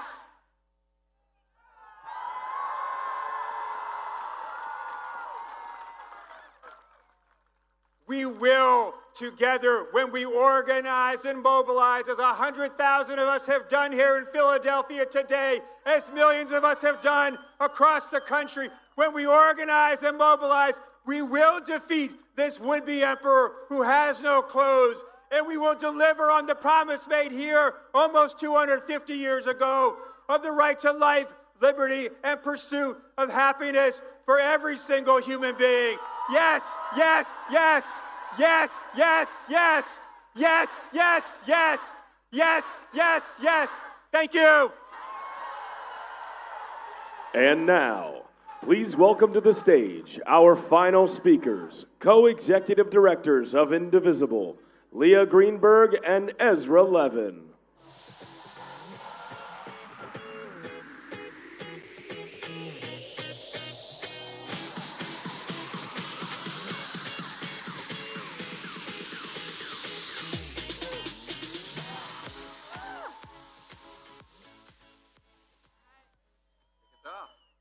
Hello, Philadelphia.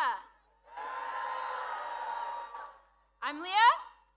Hey, and I'm Ezra. And we represent a movement of thousands of indivisible groups organizing all over the country to fight for our democracy. Woo! Now, we're all out here today because we are watching Donald Trump dismantle American democracy in real time.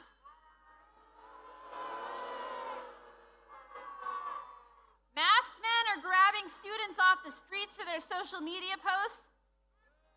Oh.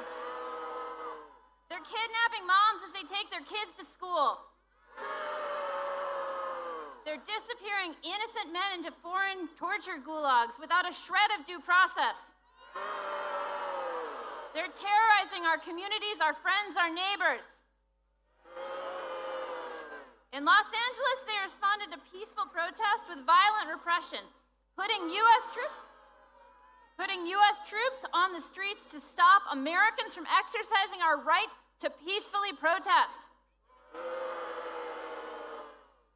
And meanwhile, Meanwhile, while he sends the National Guard to California, Donald Trump is sending tanks to D.C. so that he can have the birthday party that he's always wanted.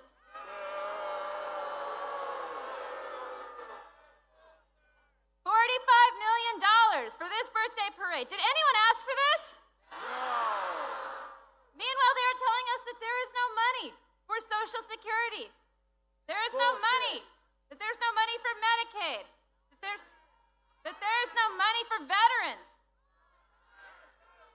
That there's no money for special education.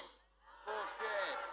There's no money for cancer research. Bullshit. No money for clean air or water. Bullshit. No money for you, for us. Bullshit. But somehow there's always money when a billionaire needs a tax cut. When Elon Musk needs a fat government contract.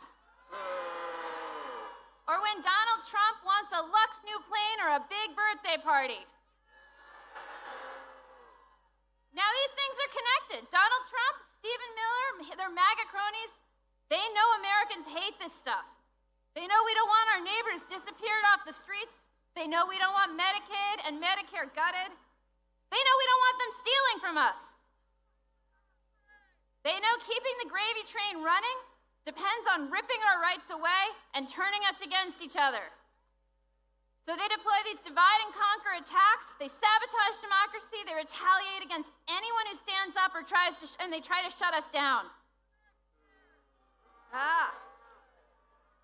Now this is not a rally for one party. We've got Democrats here today, we've got Republicans and independents here today.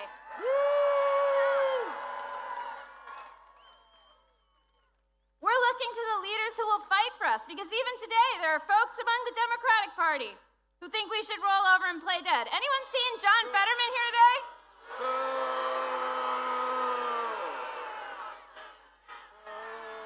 We're not looking to politicians to save us because we have been disappointed before we are looking to each other. That's right. Trump wants to look strong today with his guns and his tanks and his threats. He wants you to think that he is a king and America belongs to him. He wants you to think resistance is pointless. But we're here because we know true power is not staged on the streets of D.C. It lies with the people. That's right. That's right. And there are millions. And today there are millions and millions of us standing up and calling his bluff, because we know that courage is contagious and that as we step forward, more will step forward with us. So I need you to tell me, do we have kings in America? No. Do we bow to billionaires in America? No. Whose country is it? Our country. That's right. Woo. You want to hold this flag? Leah Greenberg, everybody. Co-executive director of Indivisible, and my spouse. I'm a lucky guy. Let me start by saying something. Happy Flag Day, everybody. Can I see the flags? I want to tell you a story. 250 years ago, today, a ragtag army came together to beat back a mad king. And they had to ask themselves one simple question. How many kings? How many kings? But it wasn't as easy as a chant, y'all. 2 years after that army formed, 2 years, we were losing to the king. We were suffering defeats. Morale was low. The dream of freedom was slipping away. And yet, during that dark moment, when it looked like we weren't going to win, on this very day, in this very city, 248 years ago, there was a Continental Congress that adopted this flag. Did y'all know that? That's why today is Flag Day, y'all. It was defiant. It was bold. It was a signal of hope in the face of despair. They believe then as we believe now. As Leah said, courage is contagious. They raised the flag not just as a symbol of a nation, but as a resistance to tyranny. That's what that flag stands for. And when they did that, you'll never guess what happened next. We beat the bastards. We won. Whose flag? Whose flag? The story didn't stop there, y'all. This flag became the flag of the abolitionists. The Union soldiers carried this flag into battle to crush a rebellion built on white supremacy and bondage. This was the flag of the D-Day soldiers, black, white, immigrant, native, who crossed oceans in order to crush fascism and liberate Europe. And we don't have to whitewash our history to be proud of our progress, y'all. This flag has flown over injustice and inequality, but it's also been claimed time and time again by those who are demanding better of our country, that it lives up to its ideals. This is the flag. This is the flag that civil rights activists carried as they marched from Selma to Montgomery, demanding that this nation lives up to its ideals. Liberty and justice for all. Liberty and justice for all. Liberty and justice for all. Liberty and justice for all. We fly this flag together with our pride flags, our Black Lives Matter flags, our Mexican flags, our flags of heritage, because e pluribus unum, out of many one nation, indivisible. A few years after this flag was adopted, in this very city, yet again, it seems like Philly's important to this story. In this very city, there was a constitutional convention, and Ben Franklin left that and was asked the question, what kind of government do we get? What y'all set up here? And he gave a challenge to all of us, a republic, if you can keep it. This right here, right now, in this moment, this is where we keep it. This is where we keep it. We keep it by showing up, by marching together, not in lockstep, but in solidarity. We do it by saying this flag, if it doesn't belong to all of us, it doesn't belong to any of us. Today, we are doing the most quintessentially American thing you can think of. We are showing up peacefully, together, proudly, defiantly, to say freedom means something. To say that justice demands action and that we are not done fighting for the country we know is possible. How many kings? Whose flag? There are millions of Americans marching today under the same banner. But Philly, yet again, this is the flagship event, pardon the pun. This is, though. The national cameras are on us. They are here. So if you will indulge me, I'd like to send a very clear message to the world. Thousands of us with one voice. Leah, would you lead us in a pledge of allegiance? All right. Folks, I pledge allegiance to the flag of the United States of America and to the republic for which it stands, one nation, under God, indivisible, with liberty and justice for all. Thank you, Leah. Okay. This is an incredible display of powerful people showing up for their constitutional rights. This is not the end, but this can be an inflection point for our democracy. So I'm going to ask you to take some action. If you've ever worked with Indivisible, we're not just about speeches, we're about action. Take out your phone. Take out your phone. How are we going to coordinate after this movement? How are we going to push forward? How are we going to be the persistent force for democracy? We're going to text No Kings, NOKINGS, to the number 59798. No Kings, 59798. Then on Monday at 8 p.m. Eastern, we're all gathering together to talk about the next steps, how we carry this movement forward. Donald Trump's not done. Are we done? Are we done? Thank you for being part of what is a historic movement for liberty and justice for all. We are stronger than the forces seeking to divide us. There are more of us than there are of them. Together, we will win. One last time, how many kings? How many kings? I'll see you on Monday.